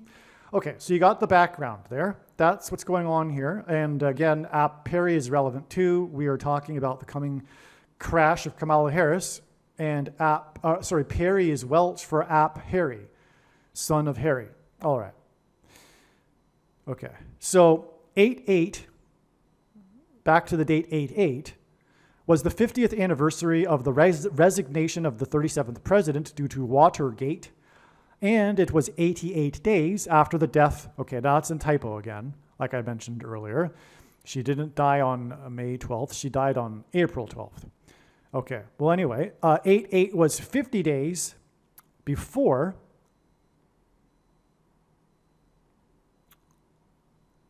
Okay, so 8-8 was 50 days before Pope Francis, okay? So now Pope Francis is relevant here because on this 8-8 date, again, we had the player from San Francisco and the Golden Gate Bridge sign, all right? And God is using the city San Francisco in prophetic signs to point to Pope Francis, the first of the two antichrists. The second antichrist, Barack Obama, in fact, gets his power from the first antichrist. That is what will happen. And so the name of the director, though, of Apocalypse Now is Francis Ford Coppola.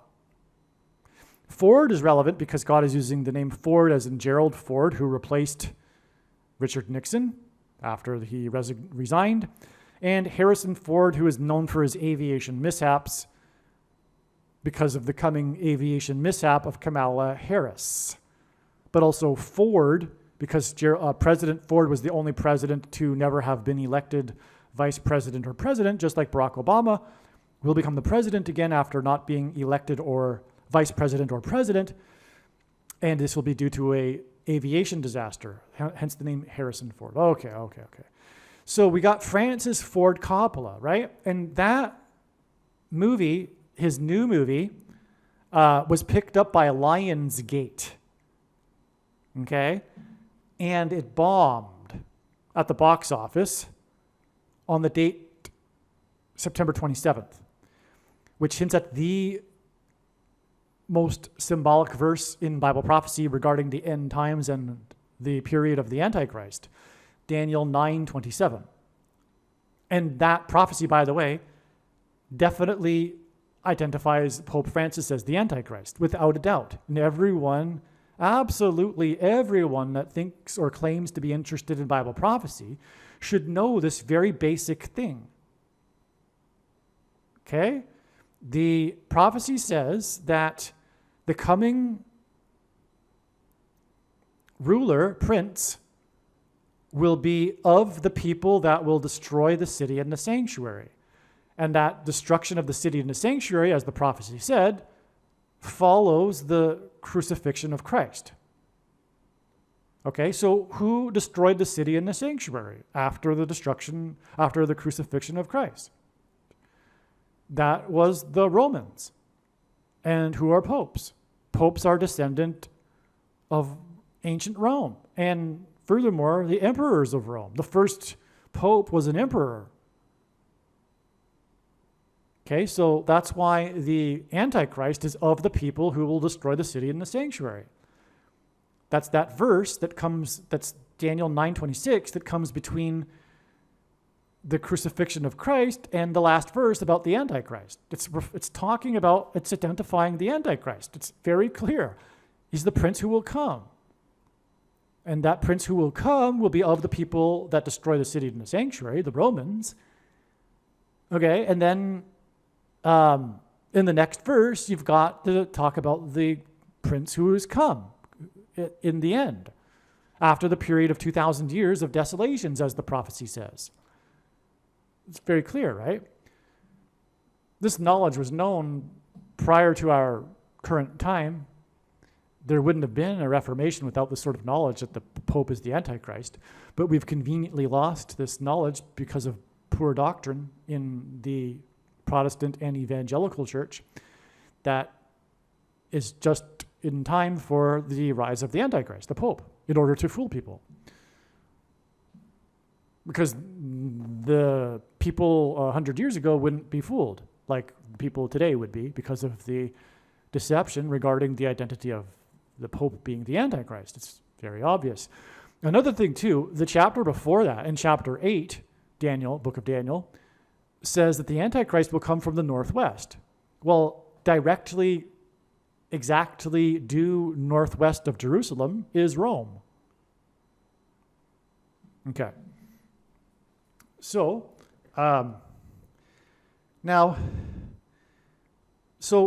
the big story regarding Francis Ford Coppola in recent months, in the last year or so, has been his big project that is like his life's dream movie. He even spent, as the story goes, the big part of the story is how he spent $120 million of his own money to make the movie. But that's clearly a hint at Genesis 6 and the flood, because God said that the flood would begin after 120 years. So this is a Noah's flood judgment number. Okay, and also the name of the movie too. It's Megalopolis. And not only that, get this. This movie is about, as Coppola says, a futuristic Roman Empire. It's a futuristic Rome. That's what the plot of the movie is. I mean, that's like not just my words, right? It's actually said that it's portraying a futuristic type of Rome. Okay? And that's amazing because we are talking about now this connection to Rome, like I've just explained.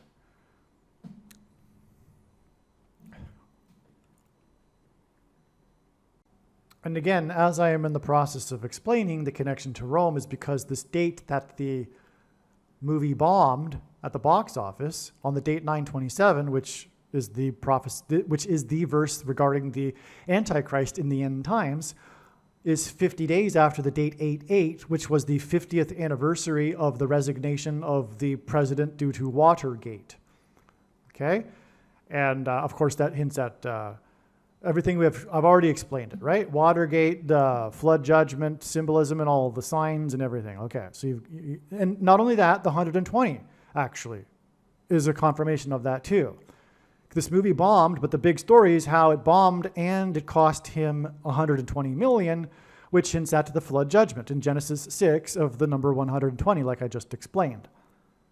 Okay, so the story at the time was how Megalopolis was on track to make 4.5 million on the opening weekend. Well, that's amazing because that obviously hints at the 45th anniversary of the movie Apocalypse Now, like I've just been talking about. It's reported as having made 400 million. However, 4 million. That's definitely it. Okay, so 4 million. However, it would not be surprising if in reality it made 4.5. Okay? So what I'm saying is that the news story talked about how it was on track to making 4.5 million and had made 4 million. Okay? Which makes it a disaster because he spent 120 million. Now, August 15th was the 45th anniversary of Coppola's $45 million Apocalypse Now movie. Okay? So that's the thing here. That's another thing, is that these two movies are famous for their costs. I mean, literally, the movie Apocalypse Now has a story behind it. Like I just said, it's such an interesting story that there was an award-winning documentary made about it by his wife. And that story is the issues it had with its production, but also the timing of it came at this point in what is called New Hollywood, when the studios were allowing directors to have a blank check. This movie Apocalypse Now came after huge successes from Coppola and other New Hollywood directors. For example, The Godfather, made by Coppola, and the studios were trusting these baby boomer directors that they knew what they were doing. And so that's why Coppola was given this blank check to go off and make a movie about Vietnam in Southeast Asia. Okay, but there was all sorts of trouble, and it took a long time to make. And so the whole story about Apocalypse Now is the making of the movie Apocalypse Now, and that's why the $45 million cost of it is extremely relevant. You follow? But also, as I probably will explain in this video, the number, yes, I do will explain. The number 45 is extremely prophetic, as I will explain. Okay, so anyway, that's why it's astounding, because also this new movie by Coppola is also about its production cost, as I have just explained. And it was on track to making $4.5 million. It probably did make $4.5 million in the first weekend. Okay. Now, as I'm saying, August 15th was the 45th anniversary of Coppola's $45 million Apocalypse Now. The date, August 15th, hints at 8 times 15 equals 120, which hints at Coppola's $120 million Megalopolis movie. And again, that all hints at flood judgment. And again, 50 days earlier was the flood judgment signs on the 50th anniversary of Watergate. Okay, August 15th was also the 79th anniversary of Victory Day in 45, as in 1945. Victory Day that came after the bombs were dropped on Japan. Megalopolis bombed on 9/27, which hinted at Daniel 9/27.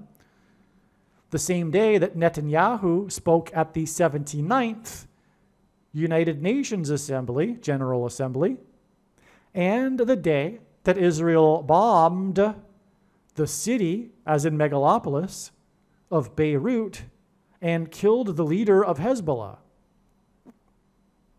That's amazing beyond words, because again, the 45th anniversary of the $45 million movie Apocalypse Now was also the 79th anniversary of Victory Day in 45.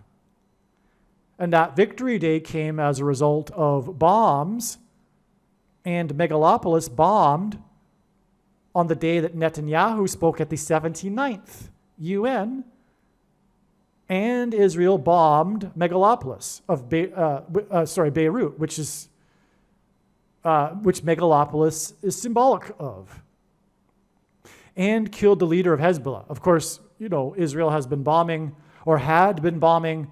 Well, not true. Prior to this date, from what I know, from what I understand, they hadn't been bombing Beirut. It was new news. Of course, I think they bombed Beirut after this date as well.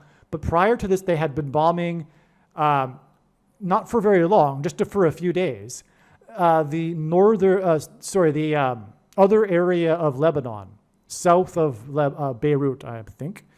It would be south of Beirut. But anyway, this was the day that they bombed Beirut. But why it's significant is because that was the day that they killed the leader of Hezbollah, which was, of course, major news, right?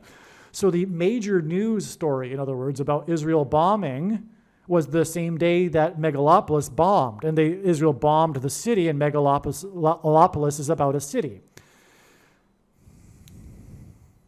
And it was the day that Netanyahu spoke at the 79th UN. And again, August 15th was the 79th anniversary of the bombing of Japan. The bombing came on the night of 9/27, and Nasrallah's death, the leader of Hezbollah, was announced by the IDF on 9/28 in the early morning. 9/28 is 79 days before it is predicted that bombs will explode in the megalopolis of New York City on Monday, December 16th, 2024.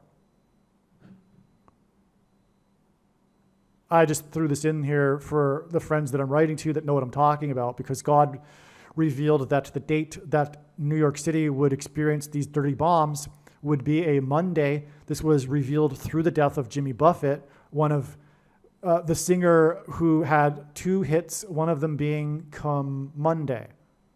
And also Jimmy Buffett is known for his island escapism. His other song being symbolic of that, and Manhattan will be evacuated, hence island escapism on the Monday, Come Monday. All right? Okay, so anyway, that's interesting. It's amazing because we had all this bomb symbolism in the number 79 because of Netanyahu speaking at the 79th UN, for example. Okay, and that's why 79 days later is the predicted date of the bombs in the megalopolis, which is why Coppola's Megalopolis movie bombed 79 days before. Okay. And by the way, Apocalypse Now was released in 79. 1979. Forgot to throw that into the paragraph there. Apocalypse Now cost $45 million to make, and its 45th anniversary on the 79th anniversary of Victory Day in 45. Okay, sorry. And its 45th anniversary was the 79th anniversary of Victory Day in 45. 79 is the 22nd prime number, and the reciprocal of 45 is 0.022. This is amazing. So, okay, again, we've got the 45th anniversary of Apocalypse Now released in 79, and we've got the 79th anniversary of Victory Day in 45. Both of these numbers, 45 and 79, hint at the number 22, because 79 is the 22nd prime number, and the reciprocal of 45, 1 divided by 45, is 0.022. 22 is symbolic of the mark of the Antichrist, which is an abomination. In Genesis chapter 12, there is a period of 1,290 days from the abomination and a period of 1,335 days from the abomination to the end. In the last verse of the last chapter of the book of Daniel, the end, the second coming, comes 1,335 days after the abomination, and there is also this period of 1,290 days after the abomination. And those two numbers of days is a difference of 45 days. Okay, and the abomination is the mark of the Antichrist. And again, the mark of the Antichrist is symbolized by the number 22, and 45 hints at the number 22. The reason why the number 22 is symbolic of the mark of the Antichrist is because in the inverse of the mark of the Antichrist in the book of Ezekiel, it would have been a Tav mark, the Tav letter, which is the last and 22nd letter of the Hebrew alphabet. And the mark of the Antichrist is described in the last and 22nd book out of 22 books in the Bible that have a total of 22 chapters. The 45th anniversary of Apocalypse Now, that cost $45 million to make, was 45 days after July 1st, 2024, when Obama's Supreme Court of the United States appointee made the statement that America now has a king. And on that day also, the president made a statement about America having a king. Carter is being used in God's signs to point to the prophecy regarding the series of kings. All right? And so, this 45 days connection was known prior to August 15th. It was one of these confirmations because of this. Because July 1st, which was also known ahead of time, by the way, and by the way, it was known first for being 45 days after May 17th. Do I explain that in a second? I do explain it in a second, so I won't explain it yet. All right. So anyway, the point is that July 1st was known ahead of time because of the number 45, and it was 45 days before August 15th, and that was also known ahead of time before August 15th. And that is because July 1st was 1,290 days after the first Israeli and the leader of Israel, Netanyahu, first took the thing, pointy thing, abomination. Okay, again, in Daniel chapter 12, in the last verses that regards the time of the end, we have from the abomination 1,290 days and 1,335 days. If we add these numbers of days from the day that the first person in Israel and the leader of Israel took the thing, we get this July 1st date and August 15th date, 45 days apart. The name Jimmy Carter is equal to 45 plus 45 plus 45 in simple English gematria. A equals 1, B equals 2, C equals 3. Carter brokered the Camp David Accord in 1978, 1,290 years after construction began in 688 AD on the Dome of the Rock, which is an abomination, over the location where the Temple stood on the Temple Mount.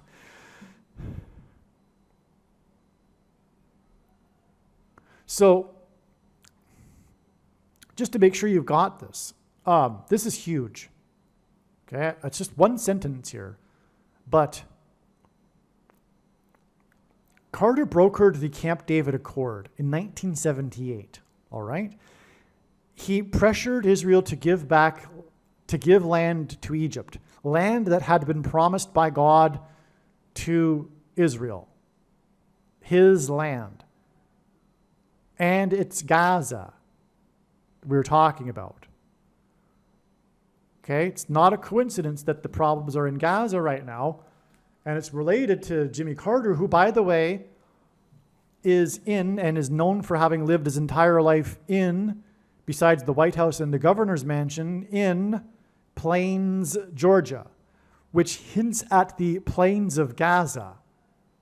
In the Bible, King David, as in Camp David Accords, subdued the tribes of the plains of Gaza, as in Plains, Georgia.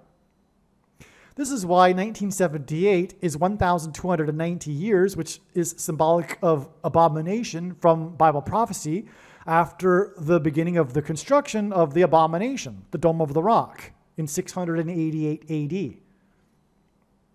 Okay, that's huge, by the way. Now, July 1st, 2024 was 45 days, another 45 days, because again, it was 45 days before August 15th. It was also 45 days after the signs on May 17th, 2024, involving the number 45, which is why I knew July 1st would be something important.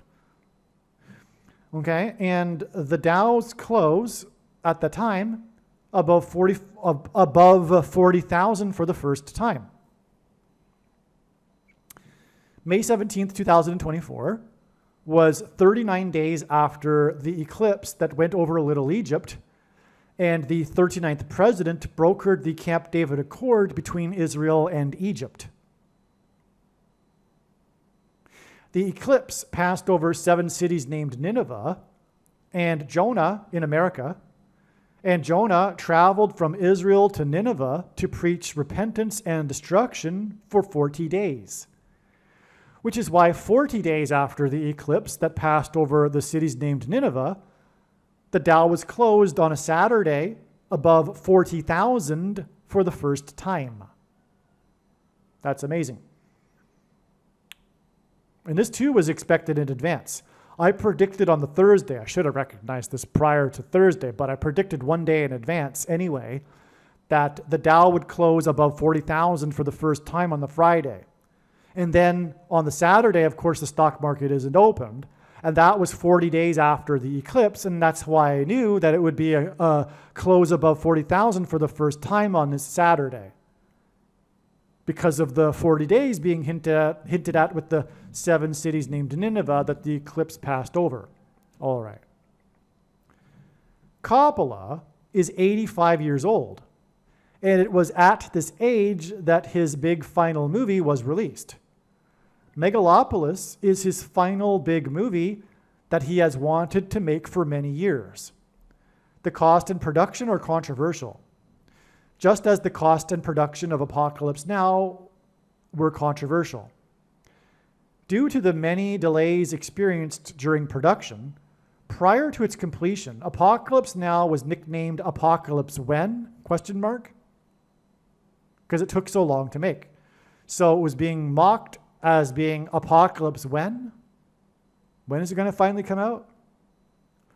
Which is a sign that confirms that God is using this movie to point to the timing of the apocalypse. Eleanor Coppola made a documentary about the making of Apocalypse Now, which is the reason why her death is a prophetic sign, and the reason for the Eleanor Rigby sign on the 45th anniversary of Apocalypse Now. when also Martin Sheen shook hands with the president. And also the singer of this song, Perry Kurtz, hints at Apocalypse Now because the name of the character in the movie is Colonel Kurtz, as I explained. Coppola is 85 years old because Apocalypse Now was released in '79 during the presidency of Jimmy Carter, and Carter is symbolism for the prophecy regarding the 5th through 8th kings. And in the movie, Colonel Kurtz plays a king, okay? And the local people worship him as a king. And when Martin Sheen's character kills Marlon Brando's character, the local people want to start worshiping him as a king. And that's amazing because God is using Carter for this king symbolism. Apocalypse Now was released 11 weeks and 4 days before the date 11/4,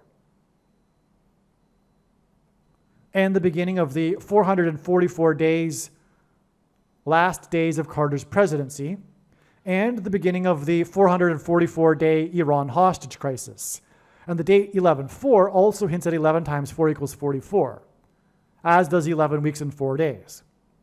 So again, Apocalypse Now was released 11 weeks and 4 days before the date 11/4, okay? And this was, again, those two things hint at 44, and 11/4 was the beginning of the final 444 days of Carter's presidency and the beginning of the 444-day Iran hostage crisis.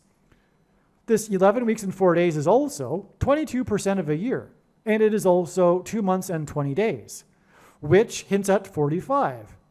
And the reciprocal of 45 is 0.022. Jimmy Carter will die on 11/4 in 2024, the 45th anniversary of the Iran hostage crisis in '79, 22nd prime number. This will be 2 months and 22 days. This will be 2 months and 20 days, or 22% of a year, after the 45th anniversary of Apocalypse Now, which cost $45 million to make, and again, 45 hints at 0.022. Coppola's Megalopolis was released on 9/27. Daniel 9/27 is regarding the final period of the apocalypse. Okay, so Coppola's Megalopolis was released on 9/27 on the day that Hurricane Helene battered Plains, Georgia. Okay, so Hurricane Helene hit Georgia on the 27th. It was known, Hurricane Helene was known for flooding Georgia. And one of the stories was how Jimmy Carter's hometown, Plains, Georgia, had a curfew because it sits in southern Georgia, which is where the hurricane hit after it crossed over the panhandle of Florida. Okay, so in other words, God has used this hurricane to point to Coppola, or Apocalypse Now and Jimmy Carter.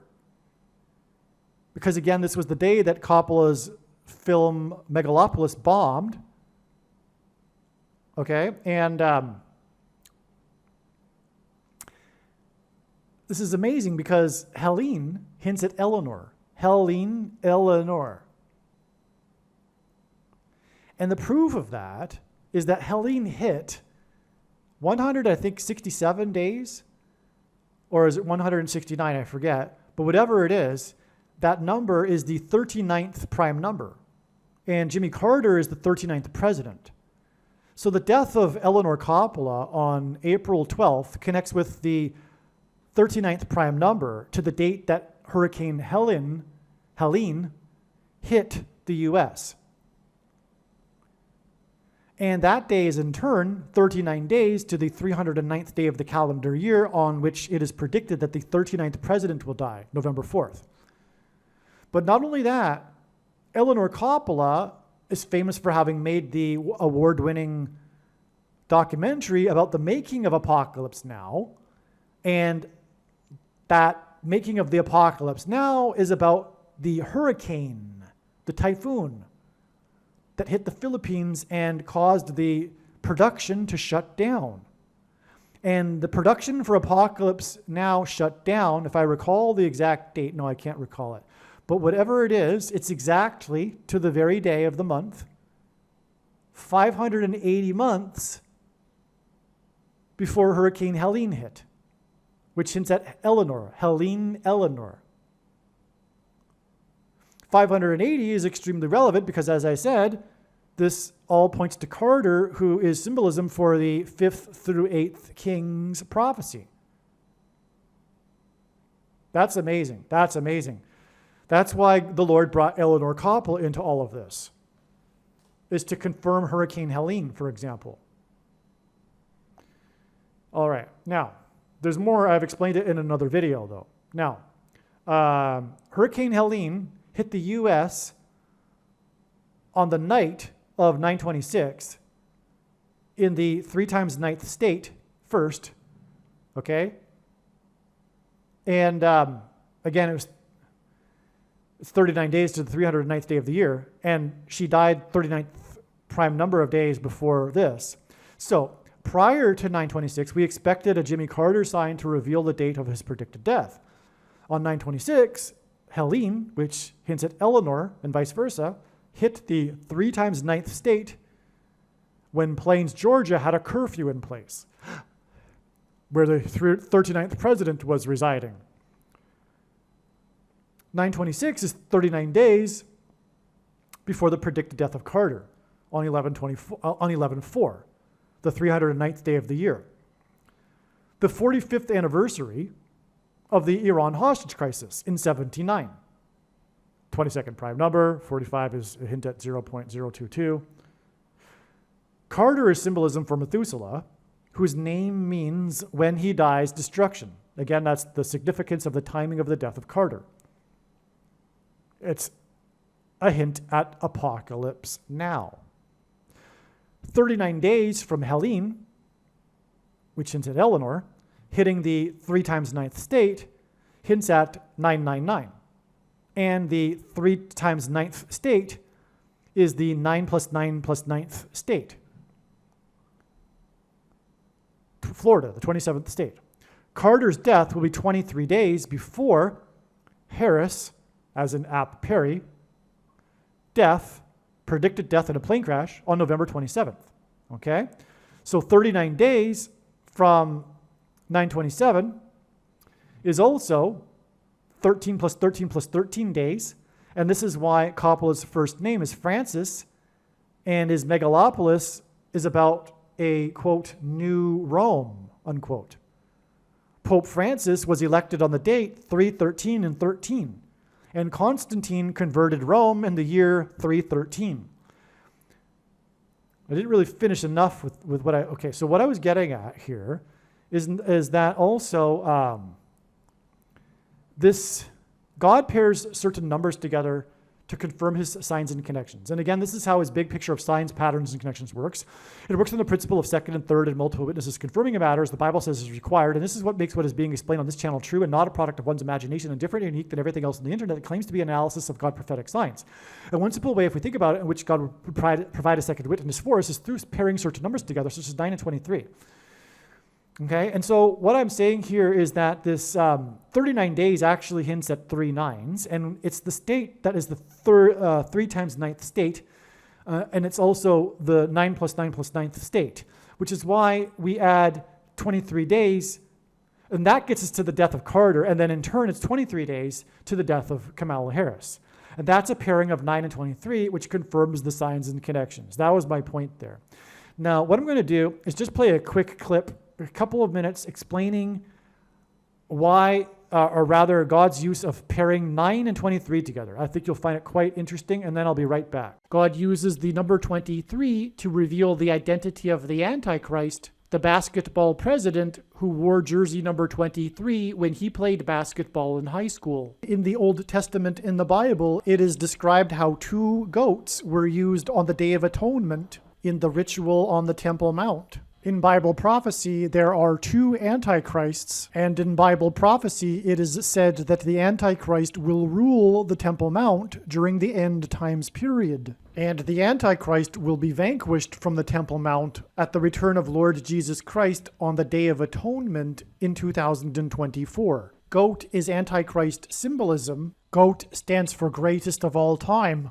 And this is why the two goats of basketball wore jersey number 23, Michael Jordan and LeBron James. The GOAT of basketball, Michael Jordan, played for Chicago, and the GOAT Antichrist, the basketball president, is from Chicago. LeBron James is famous for being from Cleveland and having played for Cleveland and having won the NBA Finals championship for Cleveland, breaking the supposed Cleveland sports curse, which is Antichrist King symbolism, which is why LeBron James goes by the nickname King James. And this was used to point to the president Grover Cleveland, who was the only president to serve non-consecutive terms, skipping the 23rd presidency, just like the Antichrist will serve non-consecutive terms, having skipped the 45th presidency. In God's true big picture of end times signs, patterns, and connections, the number 9 is the most important number, as from the Bible it symbolizes God's judgment, and the number 23 is the 9th prime number, and the number 45 is the 9th triangular number, which in a triangle of numbers, the last number in the 9th row is 45. This is why Michael Jordan, in the exact middle of his career, after having won 3 NBA titles and before winning his other 3 NBA titles, retired briefly, and when he returned, wore jersey number 45 for coincidentally 23 games. And it is why Michael Jordan, in his last game as a Chicago Bull, another city God uses to point to the Antichrist, who is also from Chicago, scored 45 points against the team from the 45th state. Like Michael Jordan, LeBron James also played in Cleveland, then famously left Cleveland in much controversy, and then returned again to play a second time in Cleveland in order to win the championship for Cleveland and break the Cleveland sports curse, which symbolizes the Antichrist curse of Barack Obama when he will return to the White House for his second presidency.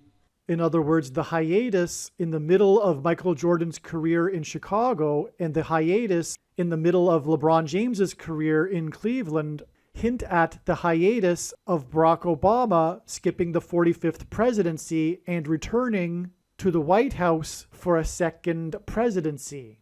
It will be his third term, which is why Michael Jordan won 3 championships and then briefly retired before returning a second time to win 3 more championships. God pairs the numbers 9 and 23 together in order to confirm the signs and connections and to reveal the identity of the Antichrist, the basketball president that wore jersey number 23 when he played basketball in high school and became president in 2009, and will become the president again in 2023. From the Bible, the numbers 9 and 23 both symbolize judgment, and the number 23 is the 9th prime number. The only grandfather-grandson presidents were the 9th and 23rd presidents, William and Benjamin Harrison. The 9th president, William Harrison, died on the calendar date April 4th, 44, which hints at the 44th president. Harrison died exactly 1 month after his inauguration. The name Harrison hints at Kamala Harris. Kamala Harris will die in a plane crash due to a bird strike and lightning and turbulence in St. Louis. And the Antichrist Barack Obama will rise to power and become president again through her replacement, which is what is hinted at with the only president to serve non-consecutive terms, President Grover Cleveland, who skipped the presidency of Benjamin Harrison. The 23rd president, which is why LeBron James, who played for Cleveland, wore jersey number 23. Michelle Obama will first replace Kamala Harris, and then Barack will replace Michelle. Michelle is the feminine version of Michael, which is the reason for the name Michael in the name Michael Jordan. In the Bible, the Hebrews crossed the Jordan River into the Promised Land. Barack Obama's famous autobiography is named A Promised Land. Obama the Antichrist will promise the world a new world order utopia. A goat is Antichrist symbolism. The greatest of all time, the GOAT of basketball, Michael Jordan, wore jersey number 23 and jersey number 9 when he played for the U.S. Olympic Dream Team, a team that beat their opponents by an average of 44 points per game, which hints at the 44th president, GOAT Antichrist, that wore jersey number 23 and became president in 2009. If you have not already watched the Michael Jordan prophecy video on this channel, the Michael Jordan prophecy video is an essential video for foundational understanding of how God's true big picture of signs, patterns, and connections works. Besides revealing the identity of the Antichrist, God pairs the numbers 9 and 23 to reveal what the mark of the Antichrist is. Bible prophecy describes a mark of the Antichrist, which if one takes, they will go to hell, and if one doesn't take it, they won't be able to buy or sell, which means they won't be allowed to buy the rationed food that will be rationed due to the coming food shortages. Ezekiel chapter 9 is the chapter that describes the inverse of the mark of the Antichrist. In other words, the 9th chapter of the book of Ezekiel in the Bible is about the mark of the Antichrist, and the mark of the Antichrist involves changing one's chromosomes. And we have 23 pairs of chromosomes. God pairs 9 and 23 to identify what the mark of the Antichrist is. And speaking of the GOAT of basketball, LeBron James, who wears jersey number 23, he gave his name, LeBron James, to a Nike shoe that is named 23 chromosomes. The pattern on the shoe is unmistakably a pattern that resembles snakeskin, and that is because the mark of the Antichrist is a snake bite. The mark of the Antichrist changes chromosomes through inserting a protruding-shaped amino acid chain, and this protruding-shaped amino acid chain is synthesized snake poison. In the Bible, the biggest symbol of evil, of Satan, is the serpent.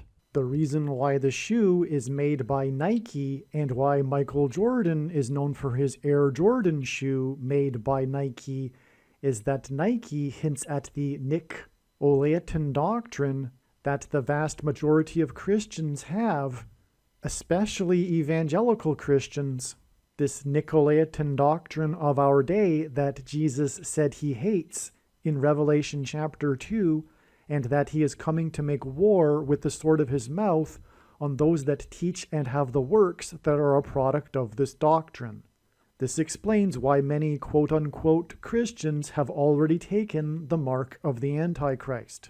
It is judgment for their doctrine. That said, nowhere in the Bible does it say that one cannot repent after taking the mark of the Antichrist. To learn more about what the Nicolaitan doctrine of our day is, watch the most important video titled 23 Church Signs video. Now, what I'm also explaining is this connection with Coppola and New Rome, because that's what his new movie is about, Megalopolis. It's about a new Rome, which hints at Rome, the headquarters of the Antichrist, as described in Bible prophecy. And again, it's more than clear that it is Rome.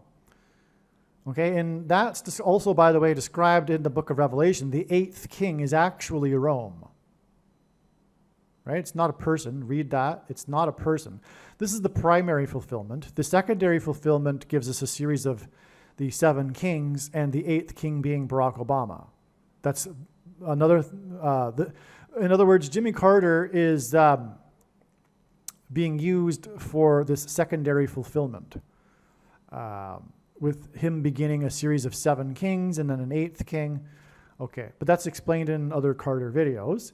Now, the thing too, though, is we have this 13 plus 13 plus 13 days connection from the Coppola sign, because it's the day his film bombed, and Hurricane Helene, which points to Eleanor Coppola, and that hints at Rome and Pope Francis, because of the date he was elected Pope, on the date 313, as in 313s, 13 plus 13 plus 13, in 2013. The reason for that is because Constantine converted Rome in the year 313.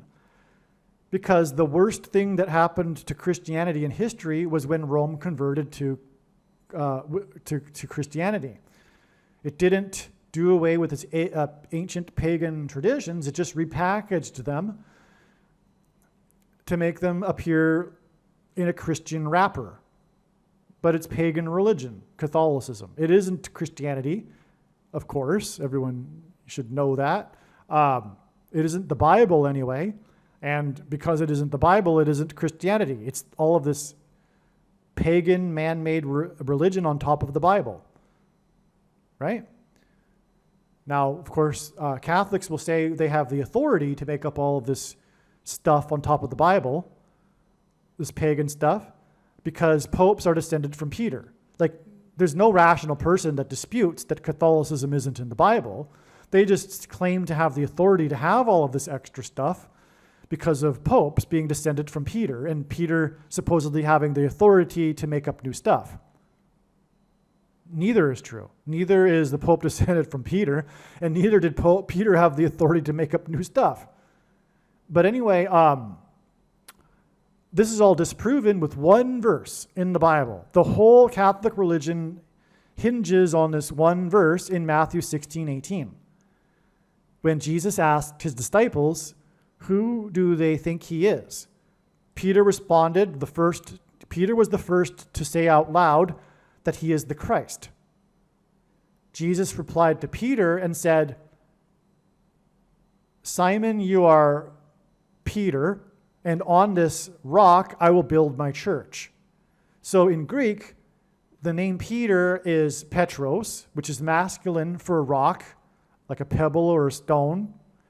And then Jesus said he would build his church on this rock, Petra, a different word, the feminine version of the word, Petra, which means bedrock, which is what people build structures on, bedrock. And furthermore, Jesus gave a parable about building on the bedrock, right? In chapter 7 of Matthew, not to build on the sand, but bedrock. So Jesus didn't say that he was going to build his church on Peter, a man. That's blasphemy. And it's silly. And it's not the Bible. There's two different words used there. Okay, so also right after that, Jesus told Peter to get behind him and called him Satan. Jesus was explaining how he was going to be put to death, and Peter said, "No way, I'm not going to let that happen." Jesus said, "Get behind me, Satan," to Peter. So right after supposedly Jesus told Peter that he's going to build his church on him, he told him that he is Satan? Okay, so obviously the whole Catholic religion is false because, again, the whole religion depends on this one verse, which they claim to give them the authority to make up new stuff. But the Pope isn't descended from Peter. Furthermore, Peter was never in Rome. We don't even have to prove that, though. If you want to argue that Peter was in Rome, have a nice time, all right? Go right ahead. But you can't argue what I just said about that verse. Peter wasn't in Rome, though. That's why Peter, in his writings, referred to Rome as Babylon. Well, that's not the proof. The proof is that Paul wrote to many people in Rome in his letters, addressed them personally, and never mentioned Peter in Rome. But also, Peter referred to Rome as Babylon. That's a fact. Peter called Rome Babylon, and now we're supposed to think that this is the seat of Christianity? Okay, So, come on. It's time to stop the pagan stuff. It's time to just get with the Bible. I'm speaking to Catholics, right? The thing that God hates the most is false religion. That's clear in the Bible. The Jews were guilty of mixing their true religion with the pagan religion of their tribal neighbors. God was constantly chastising them for this. This is the story of the Bible. This is the underlying theme of the Bible. The Jews mixing with the pagan religion of their neighbors. And ultimately, the Jews were exiled for it to Babylon. Okay? This is pretty serious, right? And that's exactly what Catholics do. They mix the true religion with pagan religion, which God hates. God absolutely hates Catholicism, absolutely detests it. All right? But he doesn't necessarily hate Catholics. I'm not saying Catholics won't be saved. If a Catholic is saved, though, it'll be in spite of their Catholicism, not because of it. But anyway, getting off track. Well, not really, because God did bring this up, so it needs to be explained. God pointed to Pope Francis Ford Coppola and his movie New Rome that cost $120 million, all right? Okay, so many people believe, including myself, that the 7 churches that Jesus wrote letters to in the book of Revelation, chapter 2 and 3, are symbolic of the 7 stages of church history. And in that chronology, the 4th church, the Church of Thyatira, represents Roman Catholicism. All right? Read, if you're a Catholic, read that. Jesus said he's going to throw these people for their Jezebel worship. Jezebel, of course, in the Bible is associated with bringing in and mixing with the true religion, pagan religion. That's what Jezebel is known for, right? Jesus said that this church has the spirit of Jezebel and her teachings. And because of that, because they are, as Jesus put it, stubborn, he's going to throw them into tribulation. And they are stubborn because they won't listen to other Christians, like myself, telling them about how Catholicism is pagan religion and they need to stop it. Okay, but they're stubborn, just like Jesus said, and because of that, they're going to be thrown into tribulation. The reason why the Antichrist is a pope is because of Catholicism.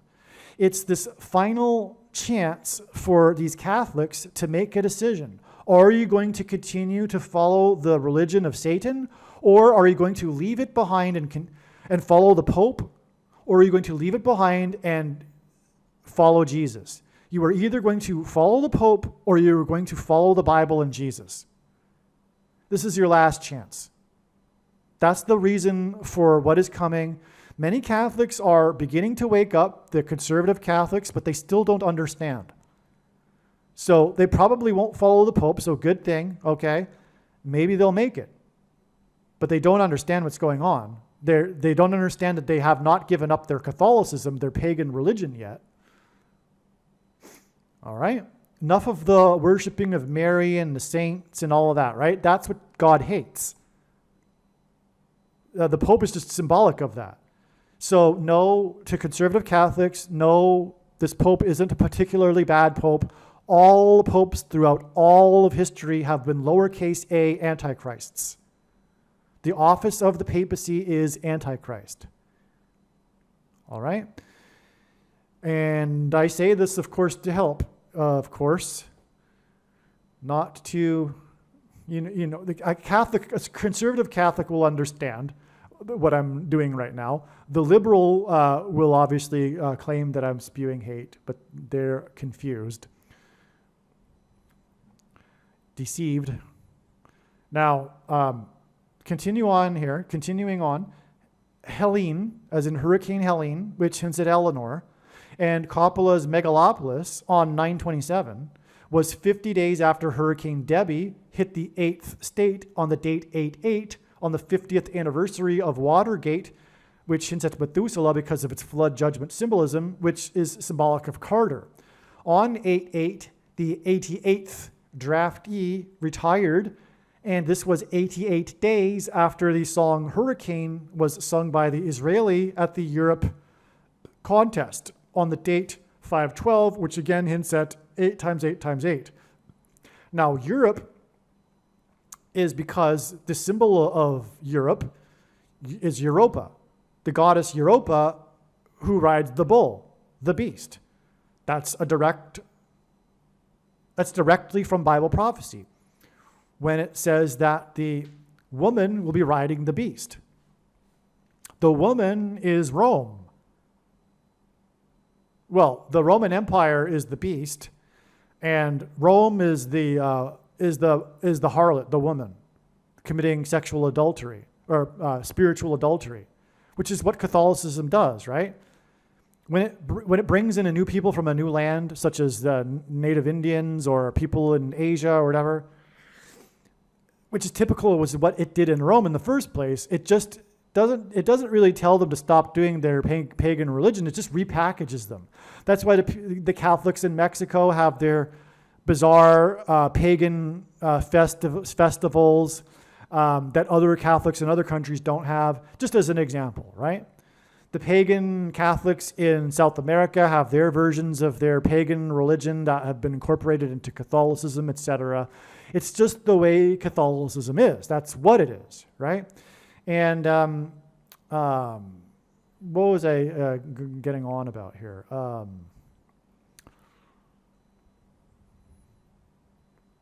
Okay, well, anyway. Yeah, the spiritual adultery is symbolic. Fornication or actual adultery in the Bible is symbolism for mixing with false pagan religion, or also, other religions, which is what Catholicism and the popes, including Pope John Paul, if you're like a supposed fan of him, but not Pope Francis. I mean, come on.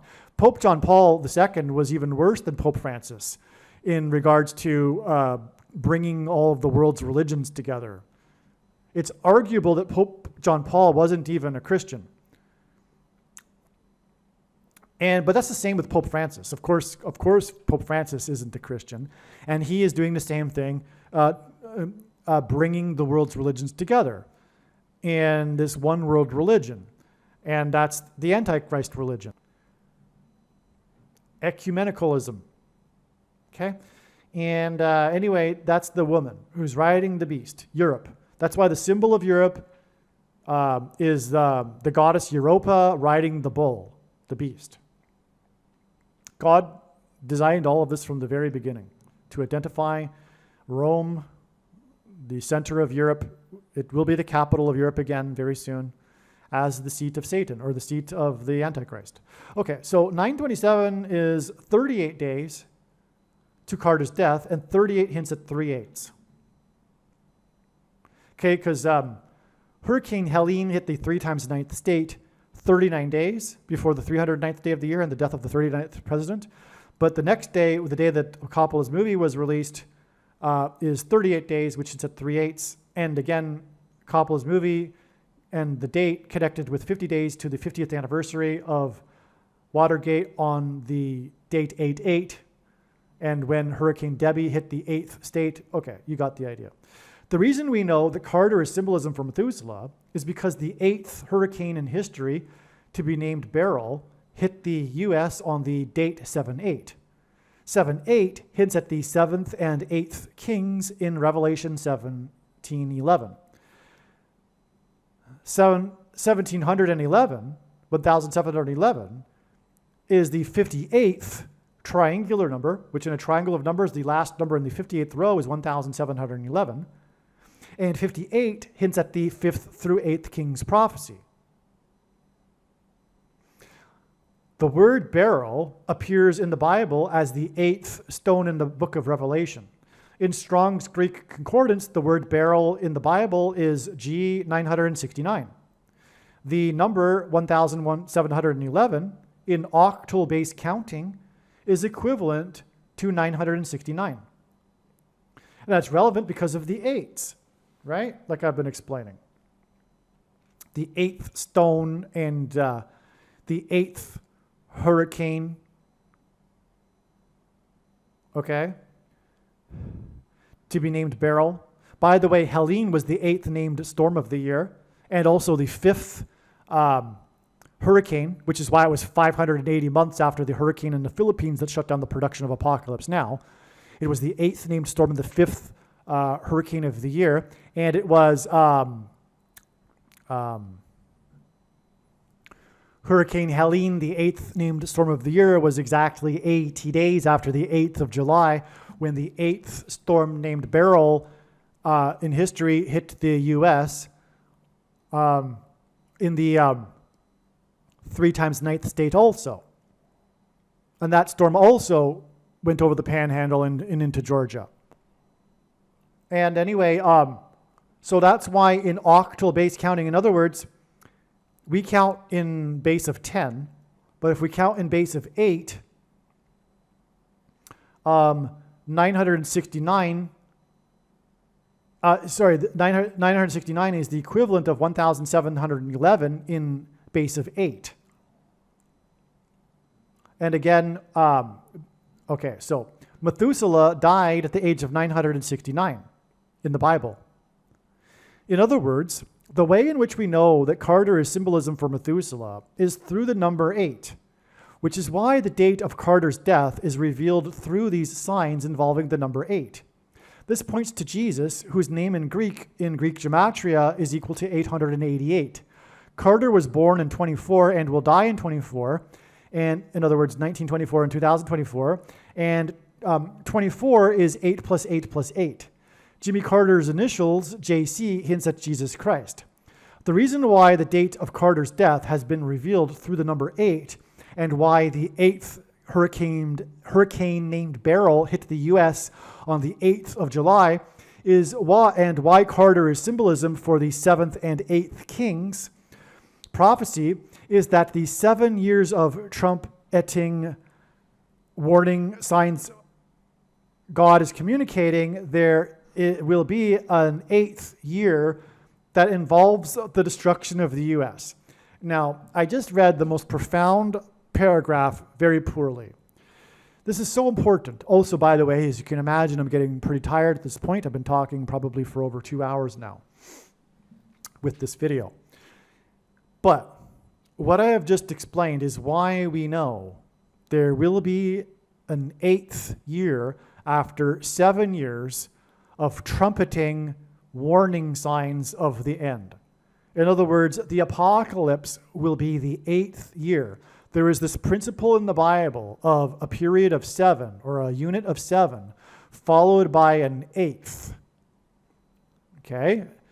That's why we have 7 years of warning prophetic signs followed by the year of the destruction in the 8th year. That's why also, for example, this prophecy that God is using Carter for is the prophecy regarding a series of 7 kings that is followed by an 8th king. Literally. It's 7 kings followed by an 8th king in this prophecy. Okay? Now, the series of 7 kings with Carter began in 77 with his inauguration. And the 7th king in the chronology is Trump, who was also inaugurated in a year ending in 7. And on his inauguration day, Trump was 70 years, 7 months, and 7 days old, and on and on. Okay? Now, the 8th king isn't Biden. It's the president who's coming after Trump. Because Biden is just a puppet in the Marxist revolution that's underway that Obama instigated during the time that he was president. He installed all of these communists in positions of power for this moment, which is enabling them to shoplift the referendum again for a second time. Okay, and by the way, I'm speaking before the referendum. I already know that it will be shoplifted, right? Okay, so anyway, this is why we have these signs involving the number 8. we have Hurricane Beryl, the 8th storm that hit on the 8th of July, being pointed to. And the 8th stone in the Bible is beryl. And this is the 969th word in the Greek concordance. That's further confirmed with the fact that Revelation 17:11 hints at 17:11, the 58th triangular number, and in octal, as in base 8 counting, 1711 is equal to 969 in 10 base counting. Okay? And this is all serving to prove that Carter is symbolism for Methuselah, because Methuselah died at the age of 969. So Methuselah is symbolism for Carter, and the timing of Carter's death, which is tied to all of what I've just been explaining, will mean that apocalypse now. It will mean that when he dies, destruction, which is what the name Methuselah means.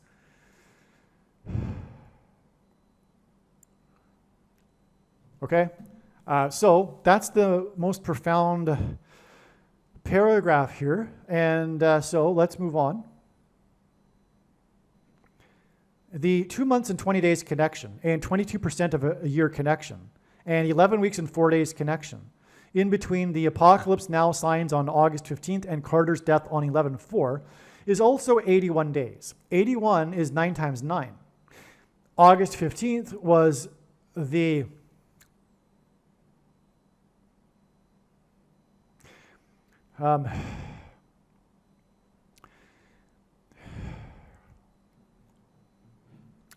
the 88th draftee retired on the date 8/8 when Hurricane Debbie hit the 8th state.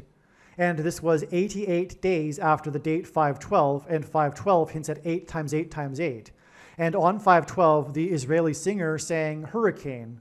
And Eleanor Coppola, no, she didn't die on that day, again, that's a typo. 8/8 is 88 days before Carter's predicted to die. That's amazing. More confirmation of what I am talking about here regarding the number 8, identifying Carter as the as being symbolic of Methuselah. That's amazing. I actually forgot about that because I wrote this, by the way, back on September 30th. It's now November 3rd. Carter's predicted to die tomorrow. Okay, so tomorrow will be 88 days after the date 8/8, and the hurricane hitting the 8th state, and the 88th draftee retirement, and that was 88 days after the, you got it. Okay, so that's amazing. And the opening weekend of Coppola's movie, in which it bombed, ended on 9/29.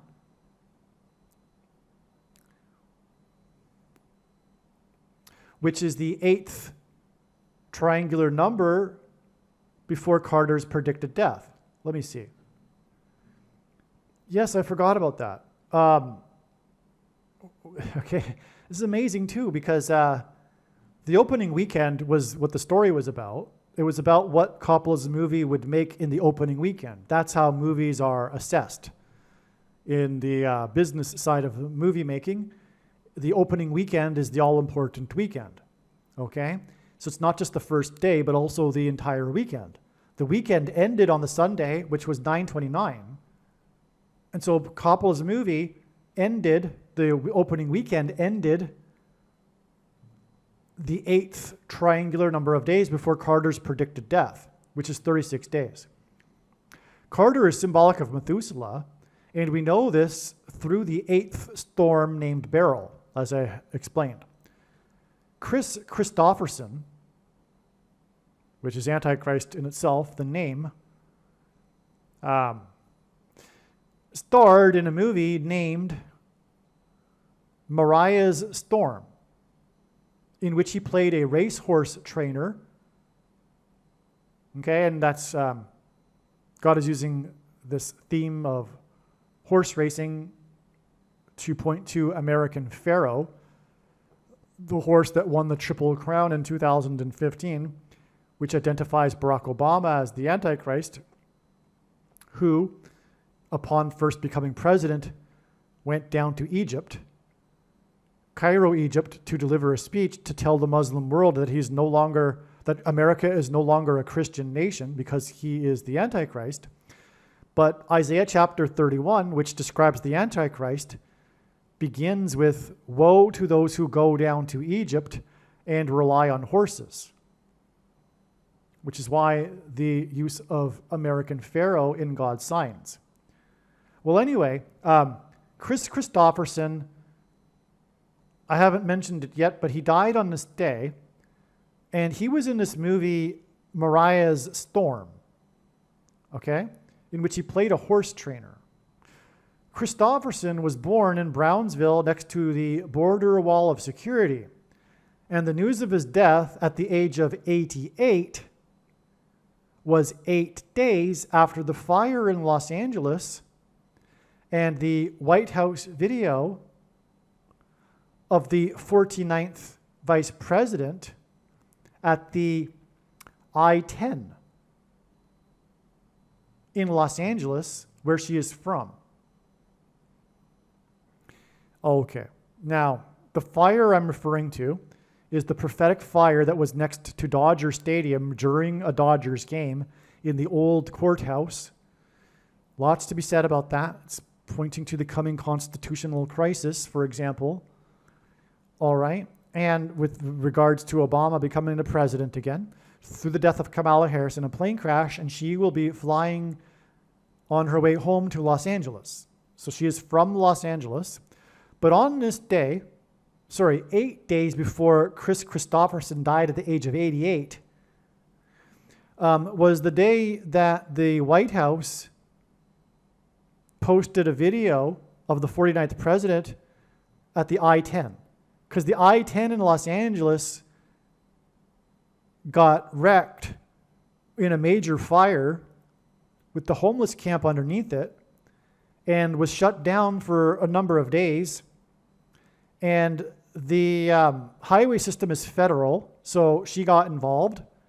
And then she went down to celebrate the reopening of the I-10.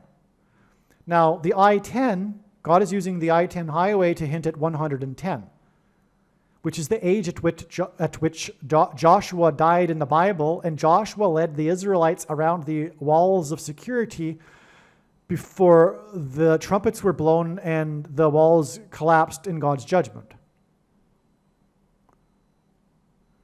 Okay, and the Israelites enacted a symbolic 3 sets of 7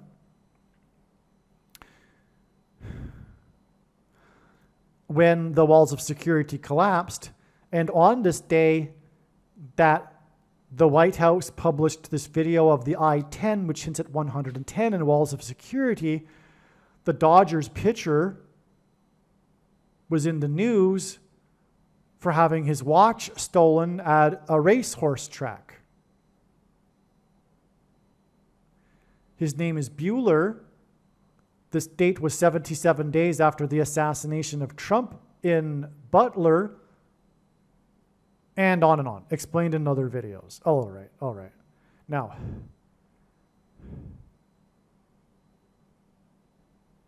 Now, this date, though, of Kamala Harris at least in her YouTube video, at the I-10 in Los Angeles, was exactly, and she's the 49th vice president, was exactly the 49th prime number of days after the release of Mariah's Storm. And 49 is 7 times 7. And the walls of security collapsed after the Israelites enacted a symbolic 3 sets of 7, including a 7 times around the walls while blowing 7 trumpets, a 7 times 7.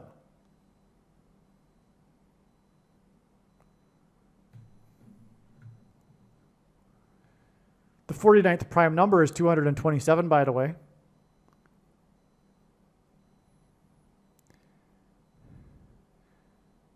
22 divided by 7 is shorthand for mathematicians for pi. She is predicted to die in a plane crash on her way to Los Angeles in St. Louis, which has the area code 314, which is symbolic of pi. Well, anyway, I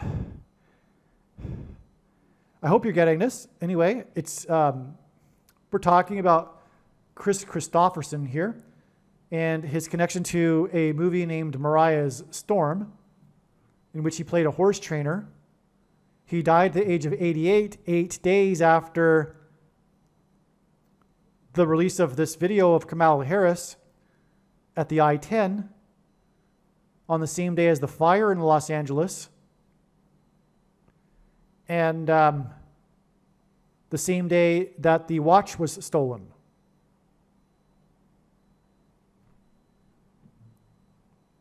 No, I'm sorry. It wasn't the same day that the watch was stolen. That was the 28th. I apologize. So, yeah, I went off a little bit more than I should have because the picture's number is 7 plus 7 plus 7. It does all connect, but it's explained in another video, so I won't get into it here.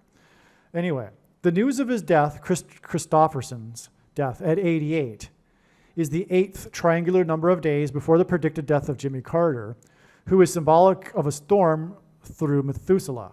Okay, and again, Chris Christopherson starred in this movie named Mariah's Storm. Carter brokered the Camp David Accords and pressured Israel to return Israel's promised land, the center of which is Mount Moriah, as in Mariah's Storm. Mount Moriah, by the way, is the Temple Mount, which is the reason why the actor in Mariah's Storm died at 88, 8th triangular number of days before Carter's predicted death, which will be on the anniversary of the Iran hostage crisis. Jimmy Carter joined Christopherson and Willie Nelson on stage to sing Amazing Grace. Willie Nelson and Chris Christopherson have a famous song together as part of the group The Highwaymen that is about reincarnation, which is antithetical to grace and Christ. The song is Antichrist. Carter, Nelson, and Christopherson sang Amazing Grace on 5/20 in 2016, May 20th. 3,090 days before the predicted death of the 39th president on 11/4, the 309th day of the calendar year. That's amazing. I forgot about that. So much has become between now and September 30th. It's unreal. There's no way. This is like, for me, this is a year ago. Learning about all of this, what I'm talking about in this email here, it's like comparable to an average person's year of information. Okay. Carter sang with Christopherson on 5/20/2016, exactly 472 months after Carter's inauguration in 77. The sum of the divisors of 472 equals 900. The number 9 is symbolic of God's judgment from Genesis chapter 9 regarding the flood, and Carter is symbolic of Methuselah, who died when the flood began. 5/20/2016 is in turn exactly 8 years and 8 months before the beginning of the presidential term on January 20th, 2025, during which the Antichrist will become the 48th president. This pairs 9 and 88, and I'm not going to explain that, but God pairs 9 and 88 together to confirm his signs and connections. You know what? I think I probably need to, because I already explained how the most famous trick play in history was between player number 9 and 88, the Philadelphia Eagles player that retired. And I also mentioned how this player number 9 signed a prophetic $88 million contract, and how he was the 88th selected in his draft, and also how he retired on the date 8/8, player number 9. So I'm going to have to play a short clip that explains the significance of pairing 9 and 88 together in his science. Actually, I don't think I have that clip anymore, but I'll just say this. On 9/11, there were the heroes of the 88th floor, and Trump, God's trumpet, famously called into Channel 9 News, and there is the iconic scene in the movie Back to the Future that God used to predict 9/11, in which the columns of fire after the DeLorean time travels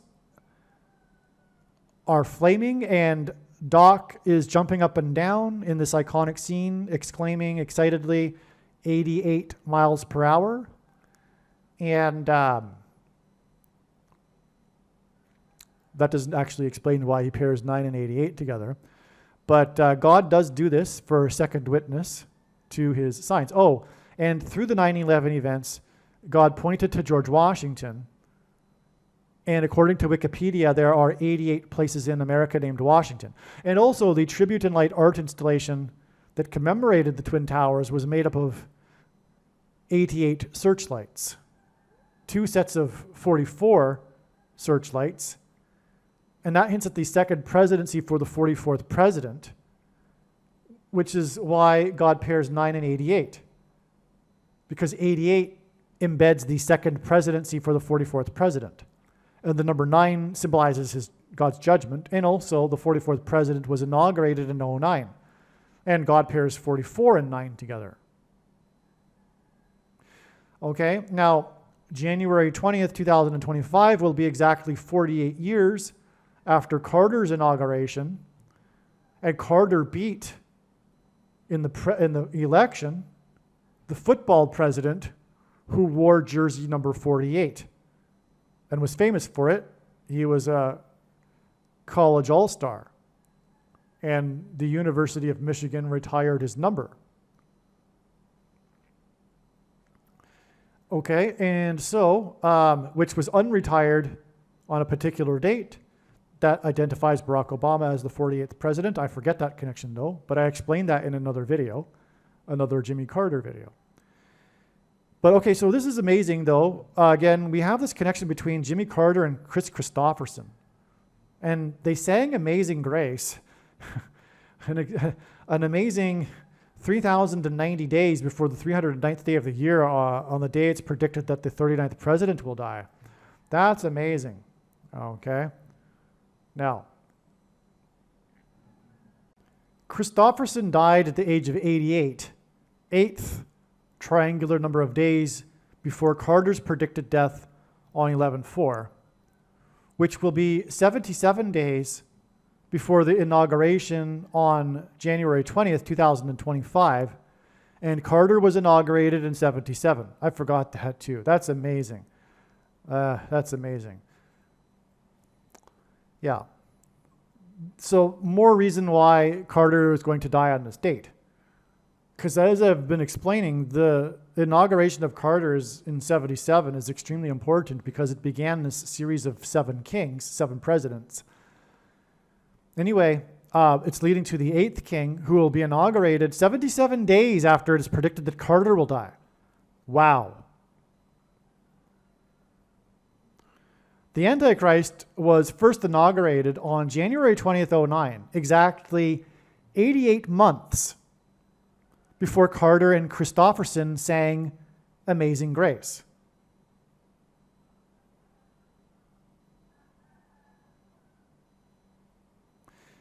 That's amazing. And, you know, I didn't realize that, yeah, it was in 2016, right? So, yeah. Yeah. So, wow. Wow. That's another pairing of 9 and 88, by the way, too. Because it was in 2009, and it was exactly 88 months later that Carter sang with Christopherson, Amazing Grace. And again, this is extreme Antichrist because of, well, Carter not being a Christian, and Christofferson, the name hinting at Christ, but also Chris Christofferson sang this extremely antichrist song with Willie Nelson, who was singing also with Carter that day when they were saying Amazing Grace. This Highwaymen song about reincarnation. And I'll have more to say about that in just a second right here. But this is amazing. 88 months exactly from the inauguration in 09. I forgot about that too. Now, the inauguration on January 20th, 2025 will be 3 months and 22 days after the death of Christofferson.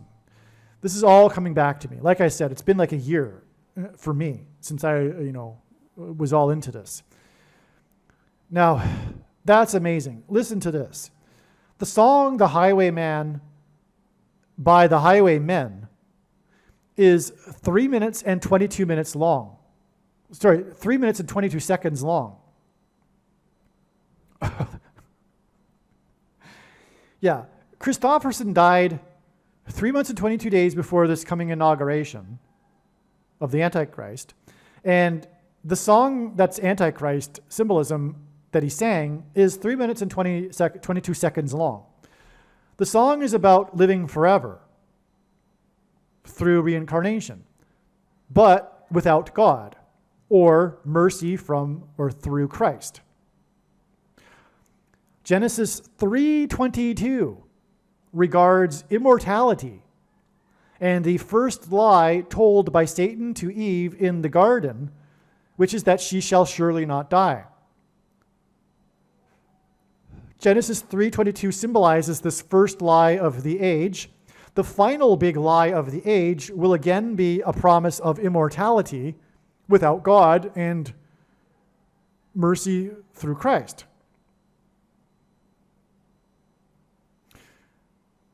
That's what's hinted at. And when am I going to mention it here? Okay, yeah, the next sentence. Okay. Christofferson's first movie role was in the movie named The Last Movie. That's his first movie, and it was named The Last Movie. By the way, Jesus said he is the Alpha and the Omega. This hints at the first lie and last lie told regarding immortality. Immortality will be promised through the mark of the Antichrist. Carter, the 39th president from Georgia, became the longest living president on the date 3/22 in 2019. And this was exactly 39 years after the Georgia Guidestones were erected, which were an Antichrist version of the Ten Commandments. So this is amazing, okay? So the death of Christofferson, who sang about reincarnation and living forever without Christ, died 3 months and 22 days before this coming inauguration, which is being pointed to through Carter. And Carter became the longest living president on the date 3/22 because it symbolizes or points to Genesis 3:22.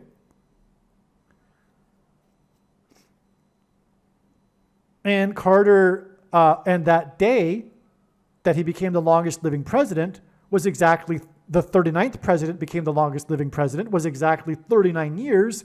In Georgia, he became the longest living president, was exactly 39 years after the Georgia Guidestones were erected, which if you don't know what they were an Antichrist version, a mockery of the Ten Commandments. They were satanic. They were Antichrist. These giant stones with commandments written on them. But they were New Ager commandments, right?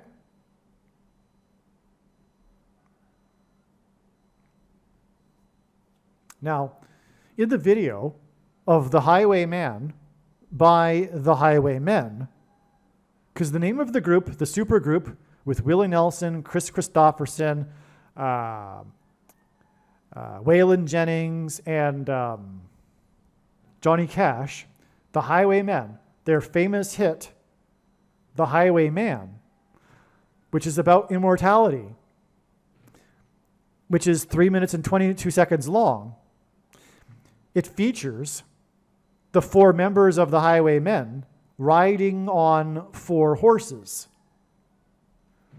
Christopherson played a horse trainer, as I explained. This points to the 4 horsemen of the apocalypse in the book of Revelation. The description of the 4 horsemen includes an allusion to food rationing and a plague. The promise of immortality will be a response to the plague, and the promise will come through the mark of the Antichrist that will be enforced through the rationing of food to only those who have taken the mark of the Antichrist.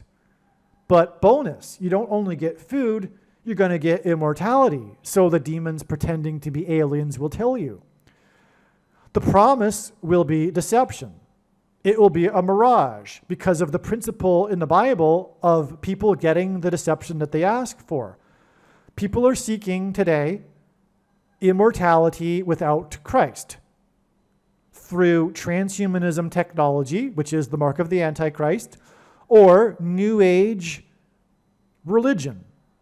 This Enlightenment, New Age version of Hinduism, reincarnation, etc.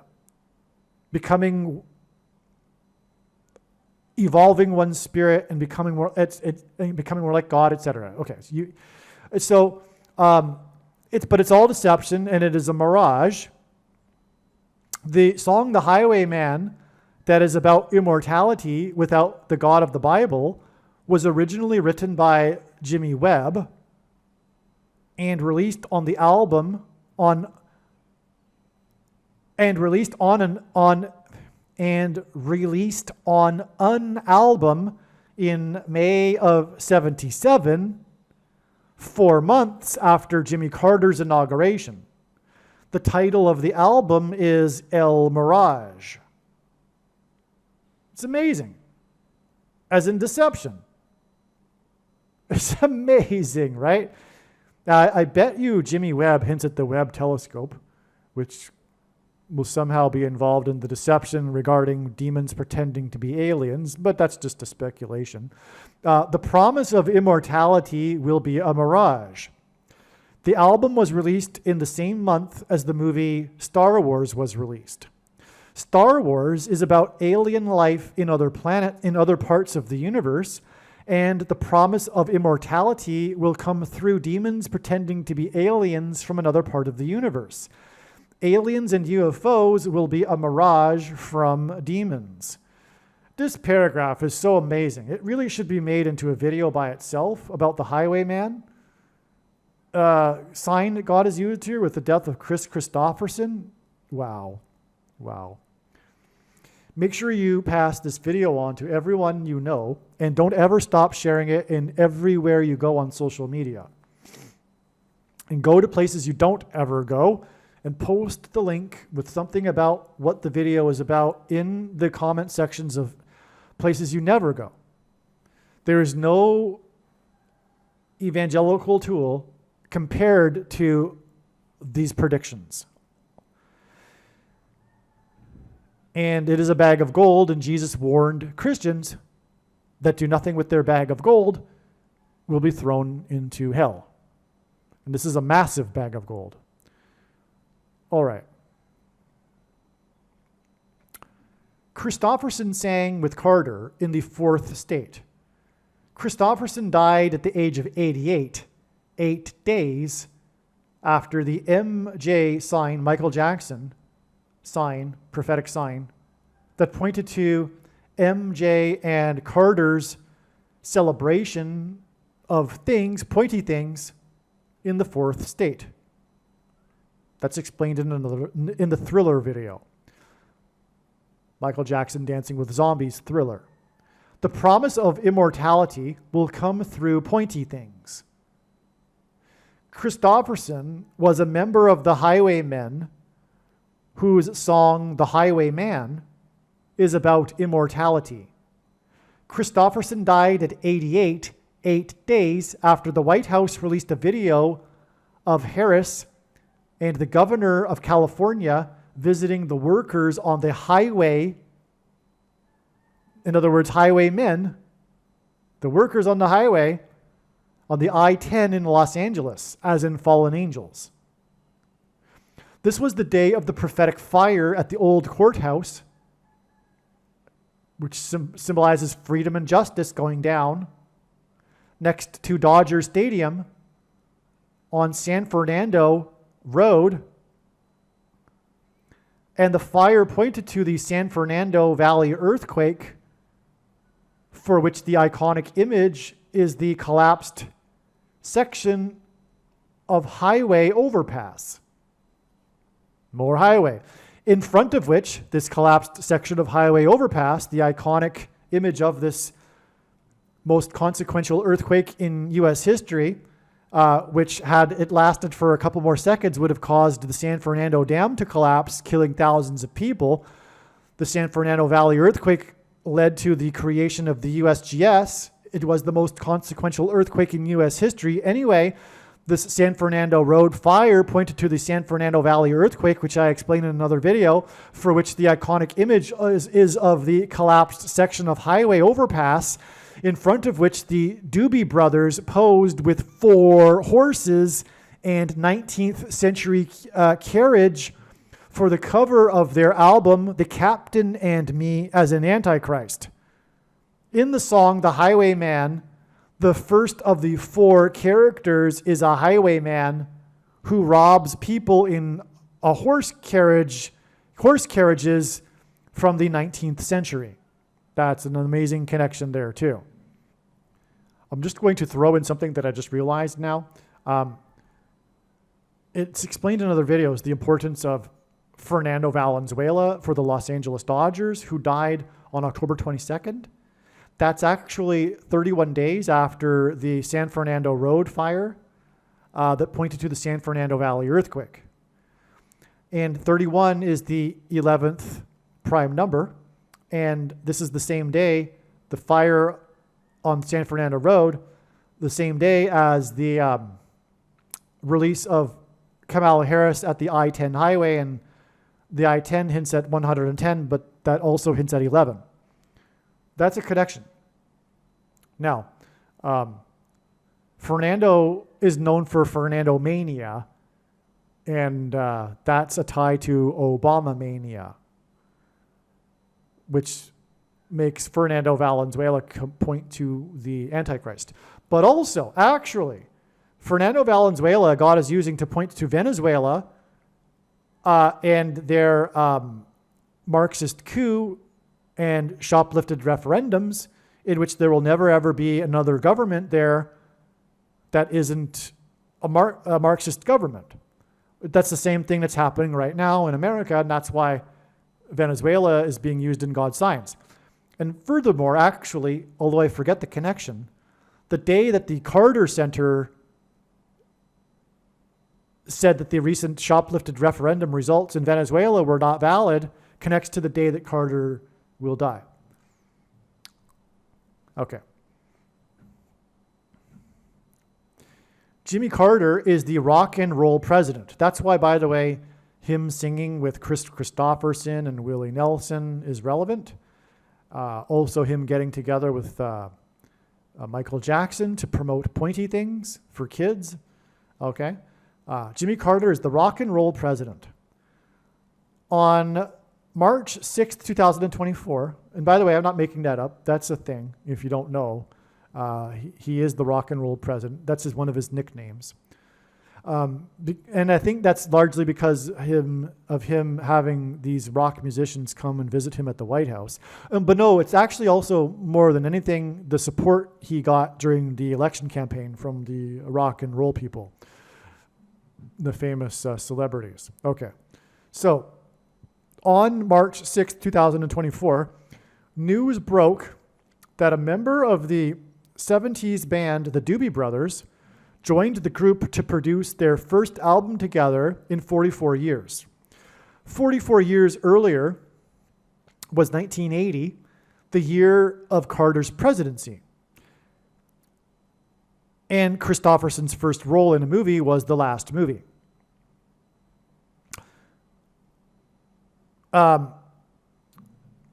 I assume that it was in 1980. I forget why I wrote that. Okay. So March 6, 2024 is 7 months and 29 days before Carter's predicted death on the anniversary of the Iran hostage crisis that coincided with Carter's last 444 days in office. Okay, so 729, which is what is hinted at with 7 months and 29 days, is 9 times 9 times 9. And this pairs with the 44 on that day. Because again, that was the Doobie Brothers sign involving the 44 years sign. And this date was known ahead of time to be a date to be expected on which there would be a 1970s music sign, because God was pointing to this through connections involving Paul Simon, who is the famous 1970s singer, right? That's why we also had the Eagles sign on that day too, by the way, which is another second witness to the Doobie Brothers sign on this day. The Eagles being another 70s band. Okay, and again, God pairs 9 and 44 because the 44th president was inaugurated in 09. And that's why we have from the 44 years sign involving the Doobie Brothers to the rock and roll president's death is 9 times 9 times 9, this connection. Anyway, the Doobie Brothers were on Saturday Night Live on January 27th, 1979. And in this episode, Carter is portrayed as giving a State of the Union, as in his malaise speech that he's famous for, while suffering from painful hemorrhoids. January 27th, 1979 was exactly 77.00% of a year before the 444-day hostage crisis began. That's amazing. Okay, because again, Carter is associated with this number 77. He begins this series of 7 presidents that point or parallel the prophecy with 7 kings. And this parallel of 7 presidents begins in 77 with his inauguration. That's why it's amazing that Carter's portrayal on Saturday Night Live with the Doobie Brothers is exactly 77.00% of a year before the 444-day hostage crisis. And again, the Doobie Brothers' prophetic sign involves them and the number 44. Carter was inaugurated in 77. He is symbolism for the 7 kings prophecy, and 77 is 11 times 7, which hints at 117, which is symbolic of the mark of the Antichrist in God's prophetic signs. Hemorrhoids is a disease caused by inflamed blood vessels, and the mark of the Antichrist is put into a person using a pointy thing, and that person's blood, in the person's blood, and it causes blood disease. That's why, because hemorrhoids is about blood. Okay, so that's why this is relevant also. It's about skin, it's about under the skin, it's about the blood under the skin. That's what's corrupted by the pointy thing, the mark of the Antichrist, and that's why we have this connection here. The Shining was written by Stephen King in 77. Carter was inaugurated in 77, and he is symbolic of the prophecy regarding the 7 kings in the book of Revelation. I should say 7 kings, as in Stephen King, all right? One of the most referenced things in cinematic history is room 237. 237 is 237 is the 78th semi-prime number, and Carter is symbolic of the prophecy regarding the 7th and 8th kings.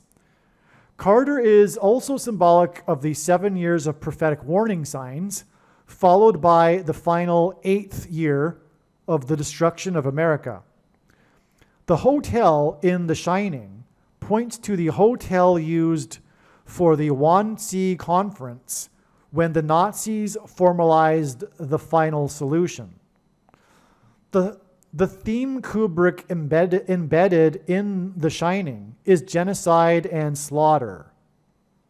Okay, that's the theme that Kubrick used to explain why this hotel is haunted, demonically possessed. Okay? Room 237 is symbolic of this in the movie.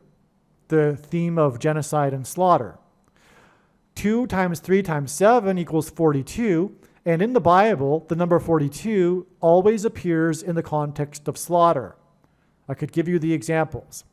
In the movie, there are 42 cars in the parking lot of the hotel, and Danny's shirt has large 42s on its sleeves. They're actually on his shoulders, which is where a person has a pointy thing put into them, which causes slaughter. Danny also wears an Apollo sweater in the movie, the boy, and this hints at King Apollyon in the book of Revelation, who will preside over a slaughter of humanity. Country music star Chris Christopherson died 237 days after the death of country music star Toby Keith from cancer that was the result of taking the pointy thing, CVD thing, mark of the Antichrist. Christopherson and Willie Nelson were 2 of the 4 members of the Highwaymen, the 4 horsemen. And their song, The Highwayman, is about immortality, which was number 1 on the country chart for 9 plus 11 weeks. King Apollyon is described in Revelation 9:11. Toby Keith and Willie Nelson made a song together, Beer for My Horses, as in 4 horsemen. Willie Nelson was one of the 4 highwaymen riding 4 horses. They turned this collaboration into a movie, and the beer saloon in the movie is named Thirsty Monkey. This is because the mark of the Antichrist will cause an epidemic of monkeypox among those who have taken the pointy thing for the CVD disease, which has destroyed their immunities. The coming pandemic of monkeypox will be motivation to take the pointy thing that will promise immortality. Yep. Can you imagine the masses of middle-class white baby boomers getting monkeypox because they took the pointy thing? Do you think they're going to stand for that? No. When they're promised by the demons, when they're promised immortality through another thing, they're going to take it because they don't believe in God. They fear death. And that's what's coming. Well, this is an amazing connection, as I explained here. Each of these paragraphs, by the way, could be made into a separate video. And it connects to Carter, too, because of the book, The Shining, being written in 1977. And furthermore, the movie The Shining was released during Carter's presidency. But also, 237 is the 78th semi-prime number, and Carter is symbolism for 7 and 8. And again, this 7 years of prophetic signs followed by an 8th year of destruction for America is what Carter is also symbolism for, because of the 7th and 8th king prophecy that Carter is symbolism for. And anyway, 2 times 3 times 7 equals 42, and the Wannsee Conference was in 42. I don't know if I mentioned that, but the Wannsee Conference in the hotel that overlooked the area of the river near Berlin is what God was pointing to through the hotel named Overlook in the movie The Shining, and why there is this number 42 embedded in the movie. And trust me, Kubrick did not put the number 42 in the movie on purpose. He does not know that number 42 in the Bible symbolizes slaughter. He did put the theme of slaughter in the movie, but God had him do that. All right? But it's also amazing, too, because King Apollyon will preside over the slaughter, and he's in Revelation 9:11, and the kid's wearing the sweater Apollo, which is, of course, named from Apollyon. It's the same name. It's the same name, Apollo, because It's an Apollo sweater because of the Apollo mission, right? This was in the 70s, and so, this was not long after the Apollo missions. And so, also, by the way, the moon is 270,000 miles away from Earth, on average. There's speculation that Kubrick knew this, and that's why he had the kid wear an Apollo sweater, but that's been debunked because the person on the set that was in charge of the props and stuff explained that no, this was just an accident. That was just the sweater they picked out of the pile of clothes for Danny for that particular scene. They just randomly picked that sweater. Okay? In other words, if this is a connection, it's from God. No, Kubrick did not film the landing on the moon. Yes, astronauts landed on the moon. This does not prove that. But what it does prove is that this is from God. The moon is a giant rock, and in the Bible, rock is symbolism for Jesus. But we are talking about the connection here between Apollo and King Apollyon. That's why God did this. And in other words, specifically, the fact that the moon is 270,000 miles away from Earth and the room 237. Also, the room 237 was accidental. They didn't want it to be room 237. They wanted it to be, I think, I forget now, 200 and a lower number. But the hotel that they were filming in didn't approve of this because they had that room as a room in their hotel, and they didn't want it to be a room that no guest would want to stay in. It was wrong thinking on their part. They would have attracted so many more people if they had a room 237.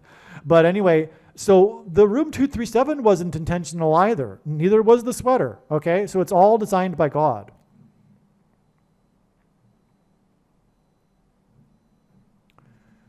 Chris Christopherson, and by the way, you should watch the Shining video on this channel for more information about how God used this to point to the slaughter of the Jews with the Wannsee Conference, which was when they formalized the final solution. Which, by the way, is a prophetic sign that's pointing to our current time and the coming politicide, genocide in America, and another genocide of Jews. The genocide of Christians and true conservatives is coming. Okay? But also the genocide from the pointy thing, actually, as well. Chris Christopherson, in other words, the genocide, there will be a politicide, but there will also be deaths of people that are on the blue team as well, from the pointy thing. The Chris Christopherson died at the age of 88, the 8th triangular number of days before it is predicted that Carter will die. Carter is symbolism for Revelation 17:11, and Methuselah died at 969, and in octal base counting, 1711 is 969 in base 10. And the 8th stone, beryl, is G969. Chris Christopherson starred in the movie Heaven's Gate that infamously cost $44 million to make and earned $3.5 million. Okay, now this is another story. Now, what's interesting too here is how we have already brought into these signs pointing to Jimmy Carter, the movie Apocalypse Now, which is known for its infamous cost of $45 million. Well, here we have another famous movie that's known for its cost. It's known for its scandal fiasco regarding its production. It's also, by the way, a part of what I explained earlier with this new Hollywood. The director of this movie was just like Coppola, a new Hollywood director that was given a blank check to make this Western movie called Heaven's Gate. And unlike Coppola, I'm about to explain it here, so I won't explain it. Okay. And so the movie made $3.5 million. At the time, it was deemed one of the worst movies ever made, and it ruined the acting career of Chris Christopherson. In recent times, the movie Heaven's Gate has made a big comeback in public opinion and is now praised by critics. Unbelievable. It is now believed a reactionary mass formation caused, in other words, mania, as in Fernando mania, Obama mania, whatever, a mass crowd movement, caused the resentment against new Hollywood directors spending at the time, and it is believed that this reaction to the new Hollywood directors spending is what caused the irrational criticism of Heaven's Gate. I mean, in other words, the irrational criticism could have been directed at Apocalypse Now just as easily, but the hysteria focused on Heaven's Gate. And when a hysteria happens, when a mass formation happens, it is suicide to go against the crowd. Okay, so all of these people, these critics in the industry, not only are they being persuaded by their peers because of the mammalian brain that functions on following the crowd. That's how human brains are designed. There's a survival instinct benefit to this psychology,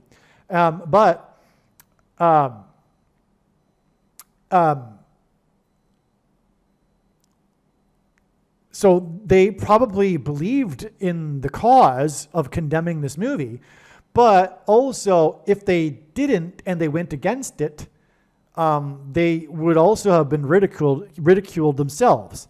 Can we think of any other examples like that in our modern time? Gee, I wonder. Could it be that this is the same thing as the mark of the Antichrist in 2021? The pointy thing, which is the very reason why I can't say what I'm talking about, because of the mass formation hysteria by the irrational mass crowd that has gone mad. The Madness of Crowds, the title of the book written by Gustave Le Bon, who, by the way, in the 19th century predicted this phenomenon and predicted that it would get worse with time with the increasing urbanization. And he was correct. And now we are faced with this phenomenon that leads to totalitarianism that is about to destroy America. Well, it already has destroyed America. America's finished. It's just the last stage now.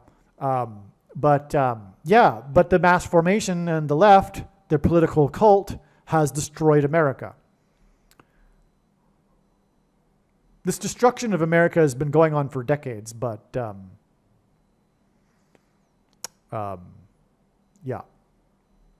let's move on. The point, though, prophetically here too, is that in recent times, this movie Heaven's Gate has made a big comeback, okay, in public opinion, because people that have, that generation that was a part of the mass crowd that criticized this movie has passed away, has moved on, retired and stuff like that, right? So fresh eyes have been looking at this movie and they're like, what are you talking about? Why is it so bad? And then once one person came out and said it, it gave permission for other people to come out and say, you know what, he's right. It's not so bad. It's not like what the critics were saying back at the time. All right? And just like in the future and now, people are waking up to the fact that we were being fed propaganda like never seen before in world history during the mark of the Antichrist period and the shoplifted referendum period. The propaganda in the old Soviet Union paled in comparison. It was a joke compared to the sophisticated propaganda machine that was nonstop during these last few years in America. Okay, and it's still ongoing, by the way, of course. Now, the point, again, is that this is a big comeback, and it cost $44 million. You see where I'm going here? This comeback for Heaven's Gate, starring Chris Christopherson, is symbolism for the comeback of Christ in the rapture, when the Lord's faithful will enter Heaven's Gate. And after being rescued from an irrational mass formation of hatred against them.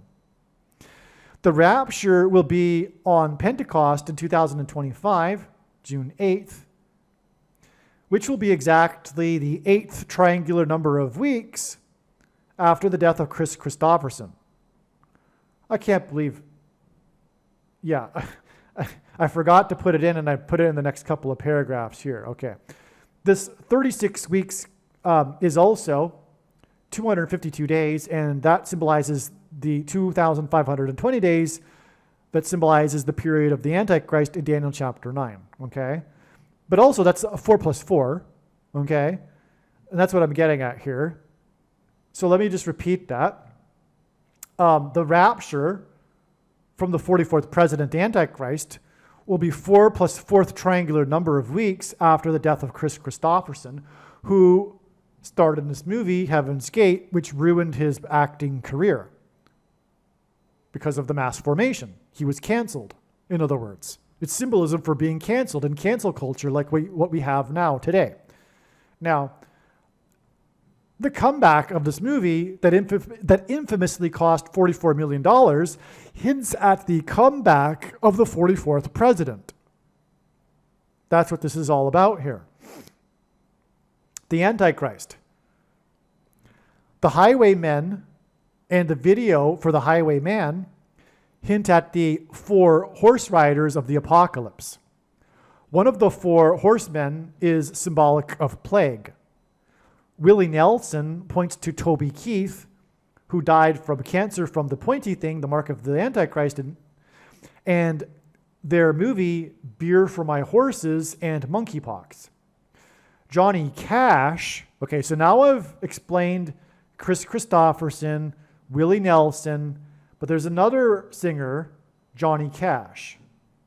So this inspired me to think, you know what? If God is using these 2 men from the Highwaymen, wouldn't he also be using the other 2 singers from the Highwaymen for a reason that's prophetic in another way? And so Johnny Cash hints at digital currency that will be used to enforce the mark of the Antichrist pointy thing that will be in response to the monkeypox and Marburg hemorrhagic fever pandemic. Waylon Jennings points to Dukes of Hazzard because he sang the theme song for the show Dukes of Hazzard, okay? So Waylon Jennings is the 4th one of the Highwaymen, and he points to the Dukes of Hazzard in Hazard County.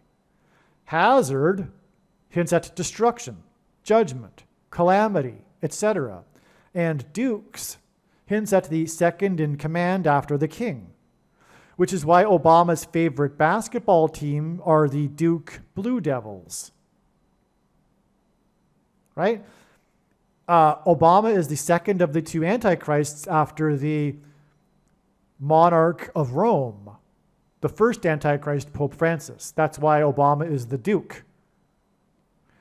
Christopherson points to Heaven's Gate, and this hints at the rapture from the Duke Antichrist and the coming hazards.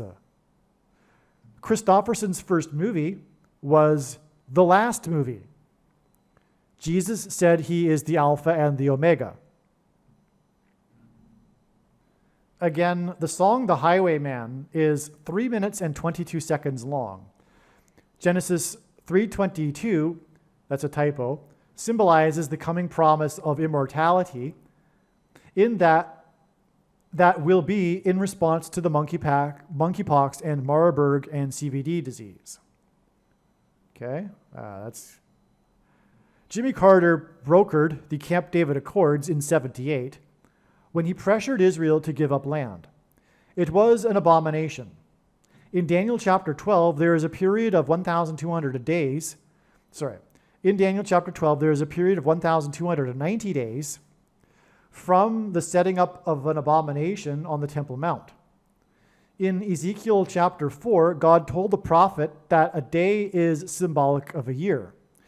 78 was 1,290 years after construction began on the Dome of the Rock on the Temple Mount.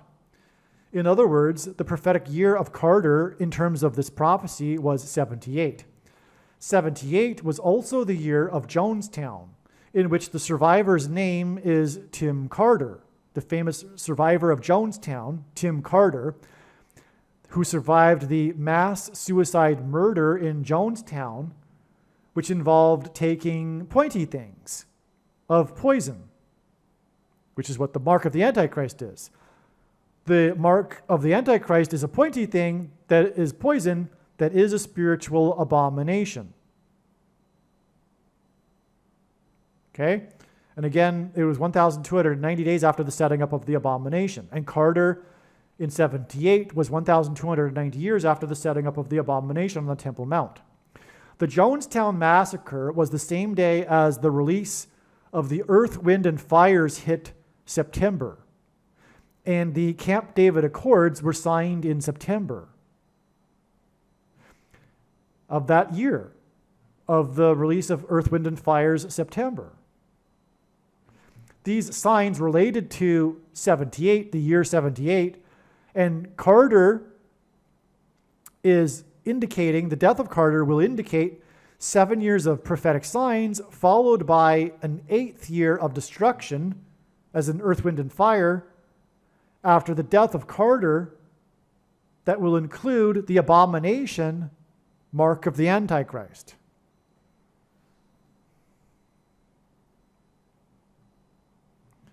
A few days ago, this song randomly began playing in my mind. This song, This Is It, was released 888, which is the equivalent of Jesus in Gematria, hours, which is actually 37 days, before November 4th, 1979, which is 45 years before Carter's predicted death, right? Again, that's the date of the beginning of the 444-day Iran hostage crisis, which coincided with the final 444 days of Carter's presidency. That day was 888 hours after the release of This Is It. Carter is symbolic of Methuselah, whose name means when he dies, destruction, as in, this is it.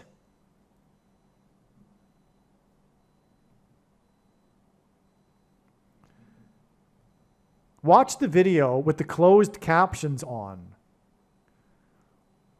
Okay, so I can't play the video for you. It's a YouTube video, and you can't do that, right? So what you need to do after watching this video, which is almost done, is you need to find the video for the 1978 song, This Is It, by Kenny Loggins, okay? And turn on the closed captions so you can get the lyrics. Trust me, do it, all right? It's amazing how prophetic it is. This is it. Let's see some of the lyrics. Why don't I read the lyrics, actually? It's talking about, it's from the album Keep the Fire, first of all. Loggins, the name Kenny Loggins, hints at logs, as in Elijah wood, the logs of wood that Elijah stacked for an altar on Mount Carmel to demand that the Israelites make a decision between the false prophet's God of Baal and Elijah's God, the God of Israel. They were commanded to make a decision, and that's one of the lyrics in the song. And one of the lyrics is also, make no mistake where you are, as in Mount Carmel. That's the thing about Elijah, the location, Mount Carmel. Another lyric is, this is your miracle, Elijah called down fire from heaven that consumed the altar that had been doused with water, drowned in water. And another lyric in the song is fight, as in fight the false prophets that Elijah did. Okay? There's a famous Christian song, These Are the Days of Elijah. Well, Elijah was a fighter.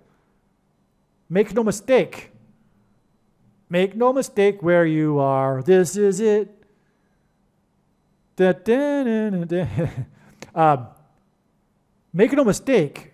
Those quote unquote Christians who are not fighting and making extreme sacrifices are not going to make the rapture, despite their false theology regarding the rapture and all quote unquote Christians being rapture and their free grace, cheap grace, sovereign grace, Calvinism, dispensationalism doctrine that says they don't need to do anything, and to think so jeopardizes their salvation, etc., right? Like I explained, I think at the beginning of this video, actually. It's been so long, this video has been going on now. So anyway, this is it. I should read the lyrics. So let me just read the lyrics. Well, it's not necessary to read the lyrics. You get the idea. Make no mistake where you are. This is it. What are you waiting for? The time is now. This is your miracle. Start fighting. Now is the time. This is it. Make a decision. These are the lyrics in this song. It's as if this song is from God, which of course it is. Okay? And the proof of that is the symbolism of keep the fire and the name logins and the making of the decision and the location. Make no mistake where you are. Wherever you are listening to this, you are in a position to go out there and start fighting, whether it be handing out flyers, the thing I highly recommend doing. I can't think of a better way to be working for the Lord than saving souls. And the best way to do that is to hit them with this prediction, actually email me and request the file for the flyer that I hand out. Nothing compares to it, all right?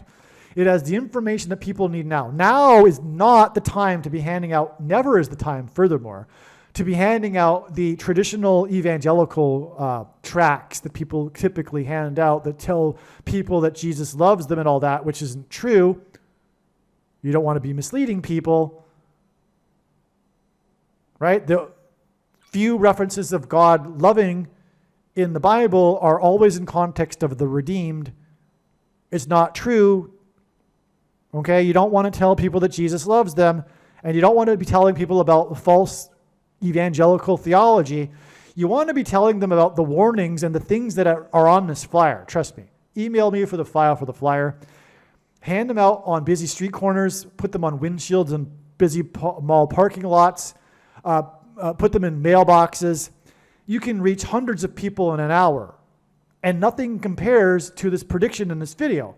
The file or the flyer will have the address for the video channel, which proves through these predictions the God of the Bible and much other things. So that's the thing you should be doing, in my opinion, nonstop. You should also be putting the link to this video in all places that you go on social media. Okay. But fight. Do other things too. Speak the truth. Fight the cause, right? Now is the time to stand up and fight, as Kenny Loggins sang. Kenny Loggins also sang the song Danger Zone in the movie Top Gun, all right? And this is prophetic. But that's in another video. It's about time I cut this off and started another video, really. But okay, so Top Gun is prophetic too. It connects to the big picture of science. I forget how. But that's another connection. And also Michael Jackson's This Is It is also extremely relevant here. And it connects to Kenny Loggins. I'll be explaining that in an upcoming video. Okay, and Kenny Loggins also hints at logins, as in logging into a bank account that will be taken over by the state to ensure that only those that are using bank accounts are or have taken the mark of the Antichrist for the so-called public good.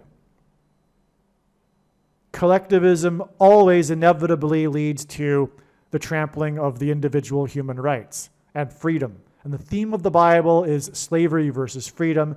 Collectivism is the enemy of freedom. It is the enemy of the Bible. Collectivism is from Satan. Satan's prerogative is collectivism.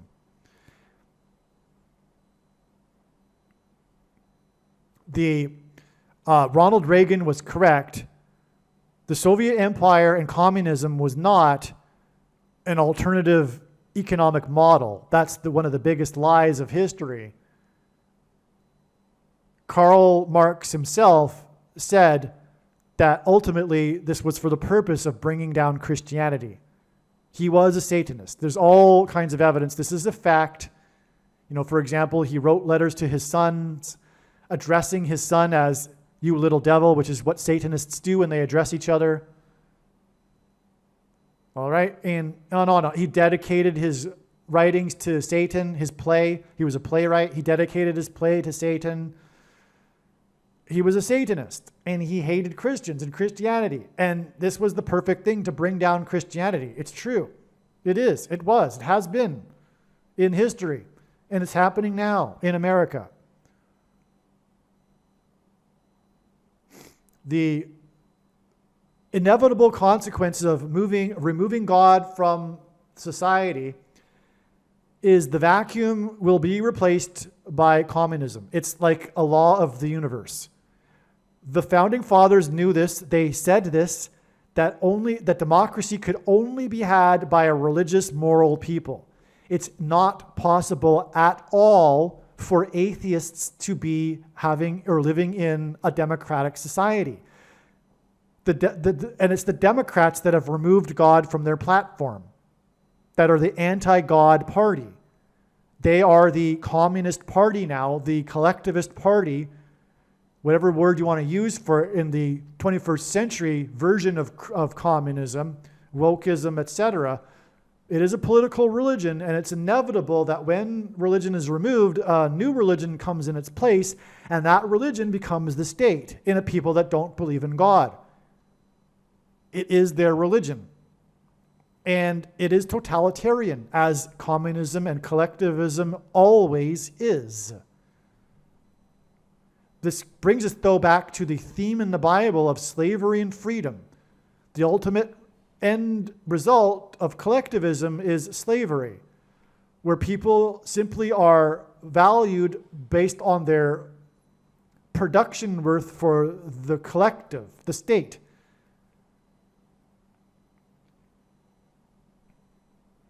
And on that note, stay tuned for the next video, in which I will talk about Top Gun, Kenny Loggins, Michael Jackson's This Is It. But anyway, when Carter dies, this will be it.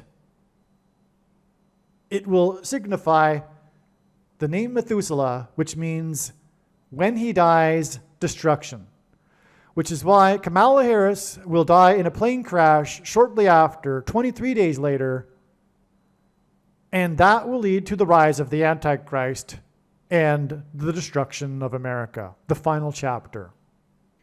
And the reason why the state inevitably takes the place of God when God is removed from the society and is worshipped is because when our human rights, our individual freedoms that are believed to be God-given are no longer God-given because there is no God, the rights of individuals come from the state